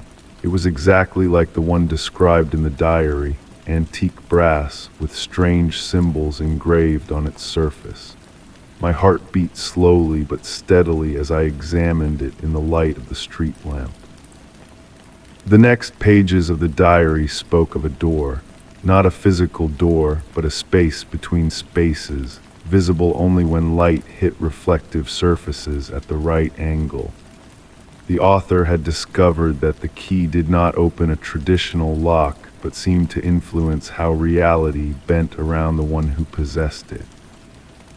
I looked up from the diary and noticed that the shadows cast by the streetlights had taken on impossible shapes. They stretched and contracted unnaturally, creating patterns that resembled ancient writings. The sound of the rain had become even more hypnotic, almost like a lullaby whispered by a distant voice. The last written page of the diary contained a warning. If you are reading these words, it means the diary has found you. It is no coincidence. Coincidences do not exist at this level of reality. The key will show you the truth, but remember, some doors once opened cannot be closed. I gently closed the diary, feeling the weight of the key in my pocket. The rain continued to fall, but now every drop seemed to carry with it a fragment of a larger melody. The street lamp lights danced on the walls of the buildings, casting shadows that moved like figures dancing in a shadow theater. I began walking home again, the diary pressed to my chest and the key seeming to pulse lightly in my pocket. The world around me had taken on a dreamlike quality, as if I were suspended between dream and reality. I wondered how many people before me had found this diary, how many had discovered the key in their pockets. As I approached home, I noticed that the shadows on the wall of my building formed what appeared to be the outline of a door. It had never been there before, I was sure of it. Or perhaps it had always been there, but only now did I have the eyes to see it. The key in my pocket felt heavier, as if it recognized its destination. I stood still, contemplating that door of shadows as the rain continued to weave its nocturnal melody. The diary had found a new keeper, and with it, perhaps a new chapter was about to begin. But that was a story for another night, another moment suspended between reality and dream. Story 31. The November wind caressed the dry leaves on the driveway while I observed the silhouette of the abandoned mansion stand out against the leaden sky. They called it the never-inhabited house, though technically that wasn't true. Someone had lived there long ago, but no one remembered who. I approached the rusty gate, the wrought iron bars cold under my fingers. The air had a particular smell of moss and wet stone. The garden was a wild tangle of brambles and nettles climbing up the cracked walls, yet despite the decay, the mansion retained its melancholic elegance. I was a real estate agent and had to do a preliminary valuation of the property. The current owner, an elderly gentleman who lived abroad, wanted to sell it. He had never set foot in the house, had inherited it from a distant relative, and now wanted to get rid of it. As I crossed the garden, I noticed something strange. Among the weeds, small paths seemed to have been traced recently, as if someone passed through there regularly. But who? The neighbors had assured me that no one ever entered the property. The front door opened with a soft creak. The interior was immersed in a bluish twilight filtered through the closed shutters. The air was dense, heavy with dust and a subtle scent of ancient wood. The floor creaked under my steps as I crossed the main salon. The furniture was still there, covered by yellowed sheets that formed spectral shapes in the semi-darkness. On the wall, enormous veiled mirrors reflected light in a strange way, creating illusions of movement with their clouded glass. I climbed the stairs, holding onto the wooden handrail polished by countless hands. On the upper floor, a long row of closed doors followed one another in the corridor. I opened them one by one, photographing the interiors for the appraisal. They were all empty, except for some covered furniture. It was in the last room that I noticed something different. It was a bedroom, probably belonging to a woman. A thin layer of dust covered every surface, but it seemed disturbed, as if someone had touched the objects recently. On the dresser there was a silver brush, and beside it some dark, long hair, fresh. They weren't covered in dust like everything else. My heart slightly accelerated while I observed the perfectly made bed. The lace bedspread had a slight depression, as if someone had sat there recently. As I was about to leave, a movement caught my attention. In the mirror on the wall, for an instant, I thought I saw a female figure sitting on the bed. I turned around quickly, but the room was empty, yet the impression of a presence persisted. I descended the stairs more quickly than I had climbed them. In the salon, the afternoon light was changing, creating deeper shadows in the corners. The mirrors seemed to observe me as I headed toward the exit. That's when I heard it, a slight sound, almost imperceptible. Someone was softly humming somewhere upstairs, an ancient, melancholic melody. I stopped with my hand on the door handle. The sound was so faint it could have been the wind through the shutters, or perhaps my imagination. I left, closing the door behind me. The garden was silent now, the wind had calmed. As I crossed the gate, I turned one last time. I thought I saw a movement behind one of the upstairs windows, a pale glow that vanished immediately. In the following days, I prepared my report on the property. I described the condition of the building, the necessary work, the potential market value. I didn't mention the hair on the dresser, nor the melody I had heard, but I added a note. The property has a unique character that might attract a particular type of buyer. The house remained for sale for a long time. Occasionally, passing in front of the rusty gate, I would stop to look, and every time I seemed to glimpse a female figure moving between the rooms upstairs, as if she were waiting for someone, or perhaps as if she had never left. Maybe this was the secret of the never-inhabited house. It wasn't that no one had ever lived there. It was that someone had never stopped living there. Story 32. Snow was falling silently that evening in my small antique shop. The flakes danced behind the windows, illuminated by the warm light of vintage lamps, creating a soft and welcoming atmosphere. The dark wood of the shelves creaked gently, accompanying the slow rhythm of the pendulum clock's hands. The air was fragrant with old books and beeswax, that particular scent that only objects with a long history can emanate. I was arranging some volumes when the doorbell chimed with a crystalline sound. A gust of cold air slipped into the shop, bringing with it a few snowflakes that melted immediately on the wooden floor. I turned to greet the customer, but remained momentarily puzzled. On the threshold stood a tall figure, wrapped in a dark coat that seemed to absorb the surrounding light. A wide-brimmed hat covered the upper part of their face, while the lower part was hidden by a gray wool scarf. "Good evening," I murmured, trying to maintain a professional tone despite a subtle uneasiness creeping up my spine. The customer didn't respond, but moved gracefully between the shelves, their gloved hands delicately brushing against the displayed objects.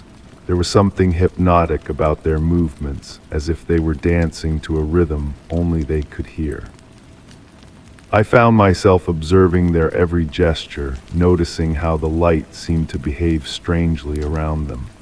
The shadows appeared deeper, denser, as if they possessed their own consistency. The customer stopped in front of an antique mirror, a piece from the 18th century that I had acquired just the week before. Their gloved fingers caressed the golden frame with slow and precise movements.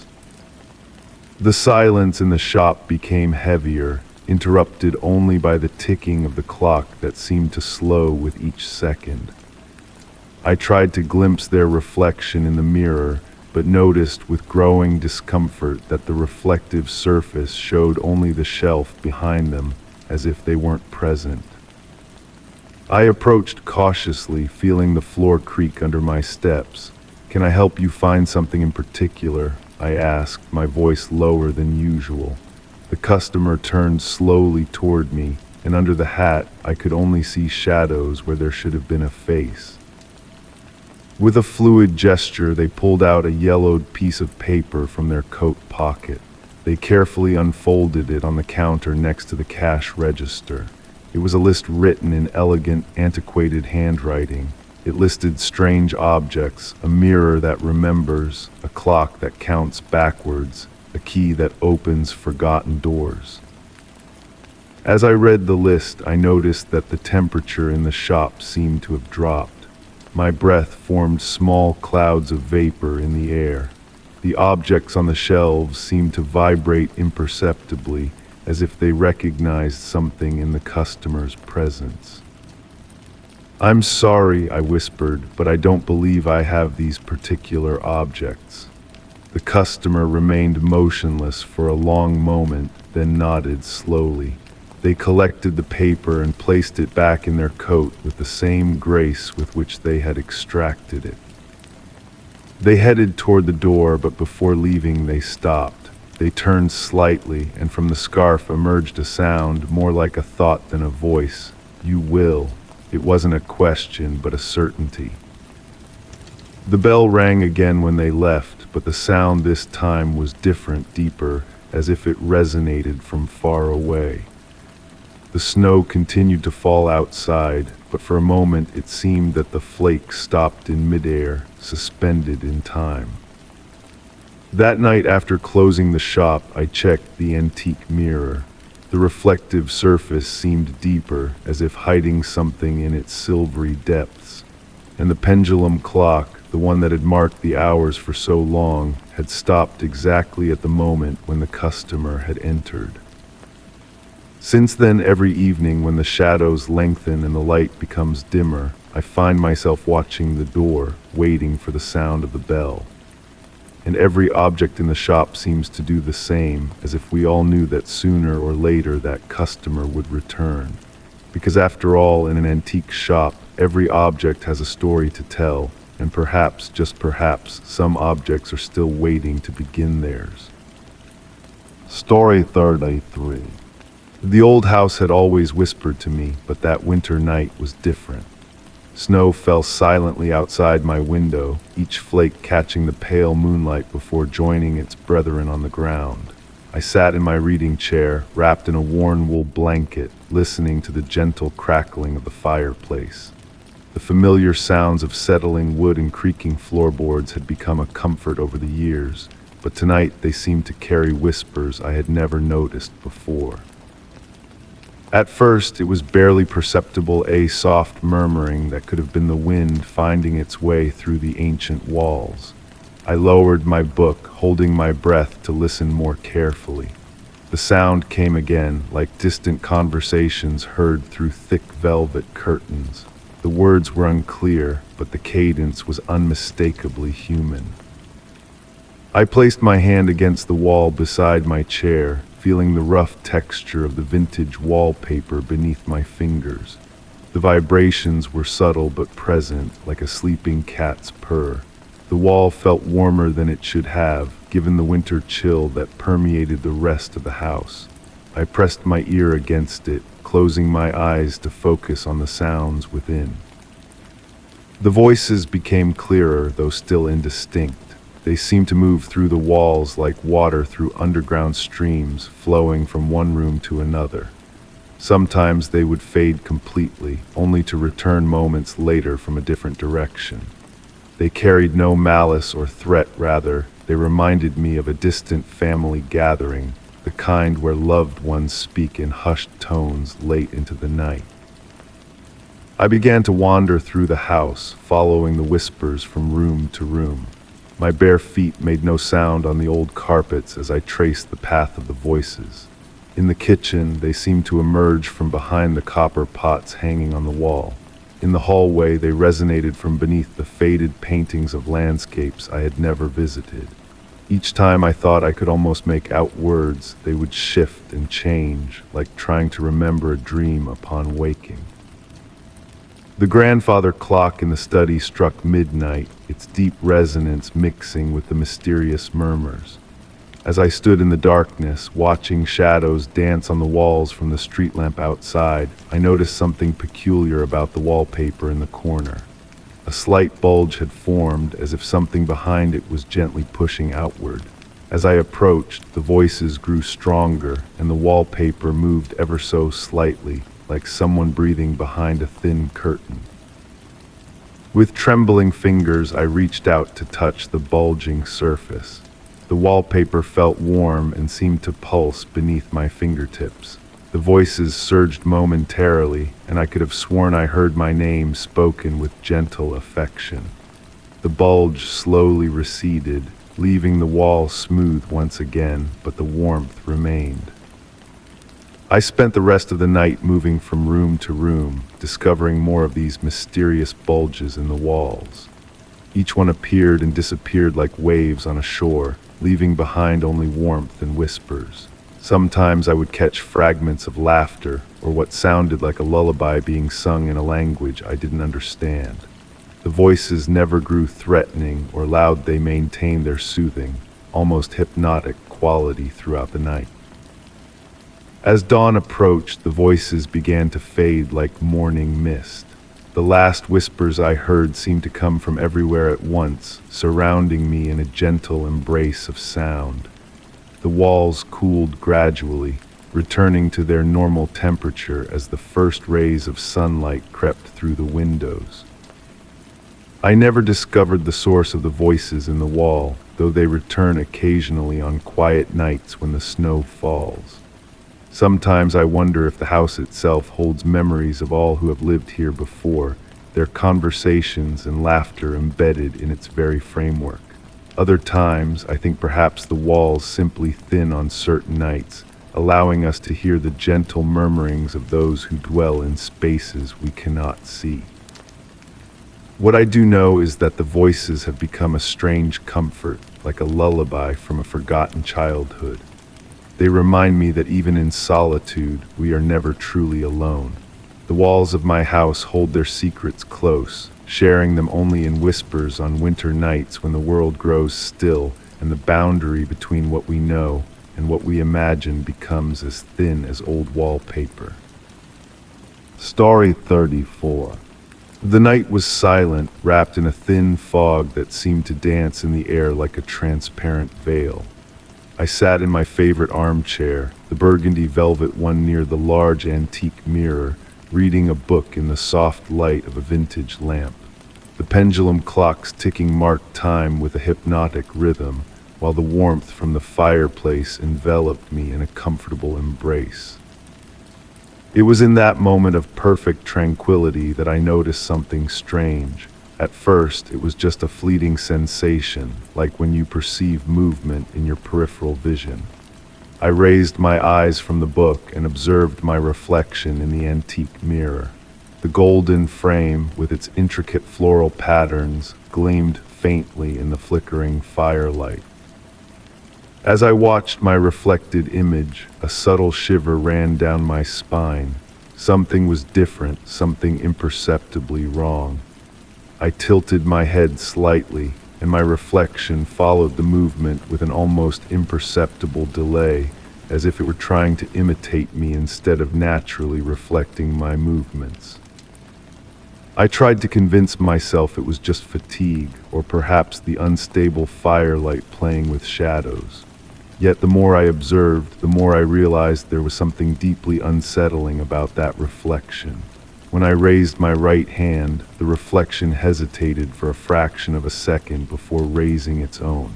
When I smiled, the reflection's lips curved with a barely perceptible delay. The sound of wood crackling in the fireplace now seemed more menacing, as if trying to communicate something. The air in the room had become thicker, charged with a subtle tension that made me breathe more slowly. The scent of candle wax mingled with an ancient smell, like forgotten books and faded memories. I rose from the armchair, moving with deliberate slowness. The reflection mimicked me, but its movements were unnaturally fluid, as if dancing a rehearsed choreography instead of following my spontaneous gestures. The reflected eyes seemed deeper than mine, as if hiding secrets I shouldn't know. Approaching the mirror, I noticed other disturbing details. The reflected room appeared slightly different from mine. The books on the shelves were arranged in a different order, and there were objects I didn't remember owning. An old framed photograph, which in my room showed a seascape, in the reflection portrayed a blurred face that seemed to be watching me. The clock's pendulum continued its relentless rhythm, but in the reflection its movement seemed slower, as if time itself flowed differently on the other side of the mirror. The shadows cast by the fireplace danced on the walls with a life of their own, creating shapes that suggested silent presences. I tried to touch the cold surface of the mirror, and my reflection reached toward me with an almost inviting movement. Our fingers met on the frigid glass surface, but while I felt the cold of the crystal, my reflection's expression suggested a completely different sensation. I stepped away from the mirror, but the reflection remained still for a moment, as if deciding whether to follow me or not. When it finally moved, its movements were even more independent from mine, as if gradually acquiring its own will. I decided to cover the mirror with an old velvet cloth I found in a drawer. As I did so, I thought I saw an enigmatic smile on my reflection's face, an expression that surely wasn't present on my own. The fabric slid over the reflective surface, hiding that unsettling version of myself. Since that night, I haven't uncovered the mirror. Sometimes in the quietest hours, I seem to hear movements coming from behind the velvet, as if someone were walking in a room identical to mine. And in the most peaceful moments, when the house is immersed in the deepest silence, I wonder if that reflection is still there, waiting, leading a parallel life to mine in a world of glass and silver. The truth is, I don't know if what I saw that night was real or a product of my imagination. But since then, every time I pass in front of a mirror, I can't help but wonder if the reflection I see is really mine, or if it's something else that has learned to imitate me so well that it makes me doubt which is the reflection and which is reality. Story 35. The autumn fog enveloped the park like a soft veil of gray silk, while leaves danced lazily in the damp evening air. I walked along the gravel path, savoring the scent of wet earth and listening to the discreet crunch of my footsteps. The street lamps created diffused halos in the mist, barely illuminating the path ahead of me. That's when I noticed it, a dark coat, perfectly folded on a wooden bench weathered by time. There was no one else in the park at that hour, and the garments seemed to have been arranged with extreme care, as if someone had deliberately placed it in that precise way. I approached slowly, observing how the wool fabric absorbed the droplets of moisture in the air.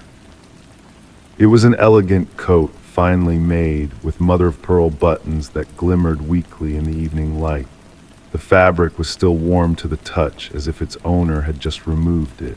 This detail made me shudder slightly, not from fear, but rather from curiosity.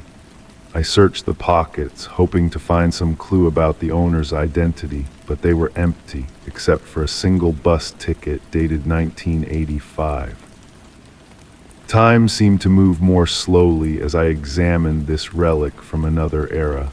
The ticket paper was yellowed but perfectly preserved, as if it had been protected from the passing years. I sat on the bench next to the coat, letting my thoughts wander while the fog continued to thicken around me. I noticed the coat emitted a faint scent of lavender and pipe tobacco, an essence that evoked memories of times past, of old black and white photographs.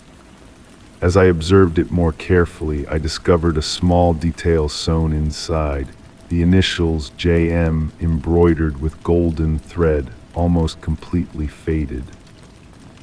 The park's silence was interrupted by the distant sound of a melody. It was old music, perhaps coming from a gramophone, floating in the air like a blurred memory. I stood up from the bench, trying to locate its source, but it seemed to come from all directions and none in particular. When I looked back at the coat, I noticed its position had slightly changed, as if someone had moved it while I was distracted by the music. The fold wasn't as perfect anymore, and one of the buttons reflected the light differently, yet I was certain I was alone in the park. Time continued to flow with a strange slowness, while the fog wrapped everything in an increasingly tight embrace. The streetlights created shadows that danced gently on the fallen leaves, and the sound of music continued to fluctuate in the air, growing fainter. I found myself imagining who JM might be and why they had left their coat on that bench. Perhaps they were a university professor who loved walking in the park after lectures, or a musician who stopped here to find inspiration, or maybe someone who needed to let go of a piece of their past. While immersed in these reflections, I felt a light touch on my shoulder, like a caress from the wind. I turned, but there was only fog continuing to dance around me.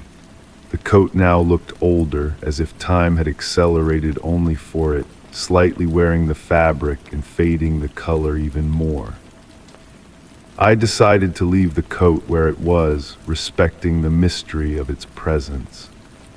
As I walked away, the music suddenly became clearer for a moment, and I could distinguish the notes of a waltz I had never heard before, but which seemed strangely familiar. The next morning I returned to the park, driven by curiosity to know if the coat was still there.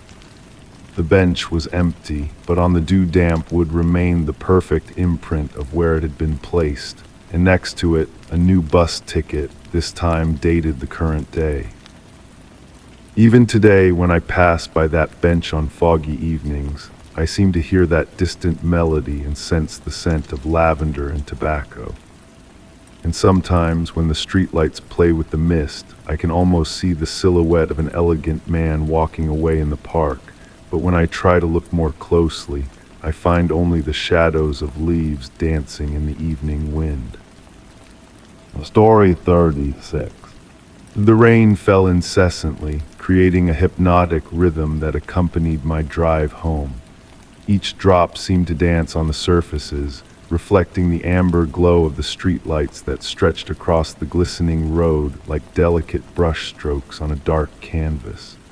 The air was cool and damp, carrying the distinct scent of wet earth through the narrow cracks of the slightly open window. I crossed the empty parking lot, a place usually nondescript, but that evening seemed charged with a strange energy. Mist rose from the ground, wrapping the parked cars in a soft and silent embrace. I paused for a moment before getting into my car, watching the flickering reflections of the streetlights on the puddles. At that moment, I felt a presence not threatening, but undeniably unusual. A vague figure stood a few meters away from me, barely visible through the veil of mist. I couldn't make out its features, but there was something in its stillness that held my attention. I stood motionless, my breath slightly held as the figure seemed to gradually dissolve, blending into the surrounding humidity until it became one with the night. There was no fear in me, only a surreal sense of calm, as if I were witnessing something that required no explanation. Back in my car, I started the engine and drove home slowly. The feeling of having experienced something extraordinary lingered, a presence beyond understanding yet somehow familiar. The rain continued to fall, its sound enveloping me like an infinite melody. In the days that followed, every time it rained, I found myself searching for figures in the night.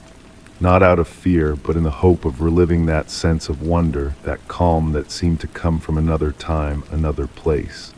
Even my home, usually a refuge of familiarity, now seemed subtly shrouded in mystery. Every creak of the wood, every faint draft that made the curtains flutter, seemed to whisper a hidden story. One evening, as rain pattered against the windows, I decided to leave a lamp on in the living room. The flickering light cast dancing shadows on the walls, creating a play of shapes that moved to the rhythm of the wind. Sitting in my armchair, a warm cup of tea in hand, I watched those movements with a relaxed curiosity. I felt as if I were waiting for something, though I couldn't say what. That's when I noticed a detail I had never seen before. An old mirror on the wall reflected a strange light as if it came from an invisible source. I moved closer, intrigued, and stared at my reflection, but it wasn't just my face looking back at me. Behind me, barely perceptible, a figure seemed to emerge from the shadows, indistinct like the one I had seen in the parking lot. I didn't feel fear, only a calm resignation, as if that presence had always been there, waiting for me to notice it. I turned slowly, but there was nothing, only the sound of the rain and the faint creak of the wood. I returned to my seat, trying to rationalize what had happened. Perhaps it was just a trick of the light, a reflection created by the rain and the dancing shadows. But deep down, I knew there was more. Not frightening, not threatening, but profound and elusive. Even now, when the rain falls heavily and the evening-esque silence envelops everything, I find myself searching for signs of that presence. I slow down when I pass by empty parking lots, watching the spaces between the streetlights where the darkness seems to breathe. I haven't seen that figure again with certainty, but sometimes when the conditions are perfect and the silence is deep enough, I feel like I can sense something. It isn't fear, but a strange form of comfort, as if that presence were a forgotten part of myself or a memory that refuses to let go. And so, as the rain continues to fall and the world dissolves into an embrace of sound and shadow, I let myself be carried by that feeling, knowing that some mysteries don't need to be solved, only experienced. Story 37. Silence enveloped the streets of the small hillside town like a velvet blanket. It was one of those autumn evenings when the air smells of burning wood and damp leaves, while fog creeps through the alleyways like a silent cat. From my third-floor apartment, I watched the windows of the surrounding houses, all illuminated by a warm amber light. It was strange to see so many lights on at such a late hour, yet no movement could be seen behind the foggy windows. The church bell struck 10 in the evening, and the sound seemed more hollow than usual, as if the bells were wrapped in a cotton cloak. I had only moved to this town 3 weeks ago, but I had never seen the streets so deserted. Usually, even at this hour, some elderly person would be walking their dog, or young people from the corner bar would be chatting and smoking a cigarette under the streetlight.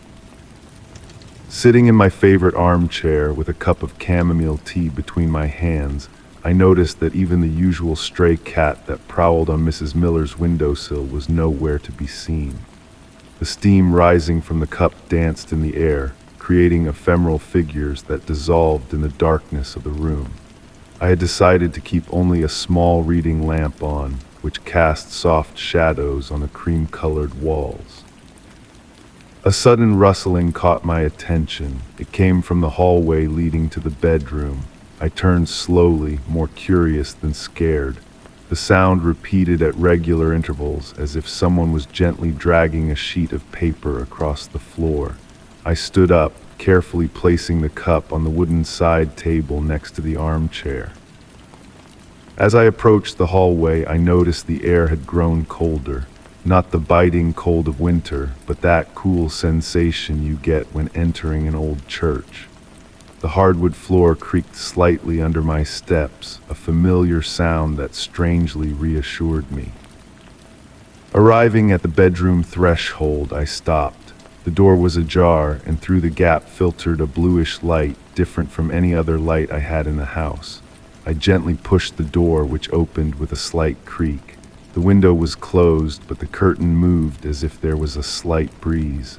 On the floor, right under the window, lay a sheet of paper. I approached to pick it up, noticing it was a newspaper page. The date at the top read October 15, 1954, and the article's headline immediately caught my attention: Mysterious Night of Silence in Pine Grove. The article spoke of a night when all the town's residents stayed locked in their homes, as if following an unspoken agreement whose origin no one remembered. As I read, a movement beyond the window caught my eye.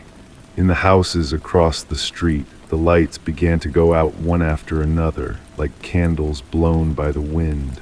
Yet behind the darkened windows, I could make out motionless silhouettes that seemed to be looking toward the street. My cell phone vibrated in my robe pocket. It was a message from the building's WhatsApp group. Tonight no one leaves their home. It's important. I looked out the window again and saw that now all the lights were out except mine. In the increasingly deep silence, I could hear my heartbeat slowing down, as if synchronizing with something more ancient and mysterious. I sat on the edge of the bed, still holding the newspaper sheet. The paper was incredibly soft, as if it had been handled countless times. Outside, the fog had grown thicker, wrapping the streetlights in a milky halo. From my vantage point, I could see the entire main street of the town, completely deserted. I thought back to the words in the article. According to witnesses from that time, the morning after, no one remembered what had happened during that silent night. The residents had resumed their daily activities as if nothing had happened, but since then, occasionally, the phenomenon would repeat itself. I slowly got up and headed toward the light switch. Before turning it off, I took one last look at the street through the window. The fog had taken on sinuous, almost dancing shapes, and for a moment I thought I saw figures moving within it, like shadows floating in a sea of milk. With the light off, I lay down on the bed, still dressed. The silence was now complete, broken only by the ticking of the clock on the nightstand. As I drifted into a deep sleep, I wondered if the next morning I would remember this night, or if I would be like the other town residents, unaware of the mystery that cyclically repeated itself in our lives. The last thing my mind registered before falling asleep was the distant sound of bells striking midnight, their toll strangely muffled, as if coming from another time, from another dimension where silence was the mother tongue of all inhabitants.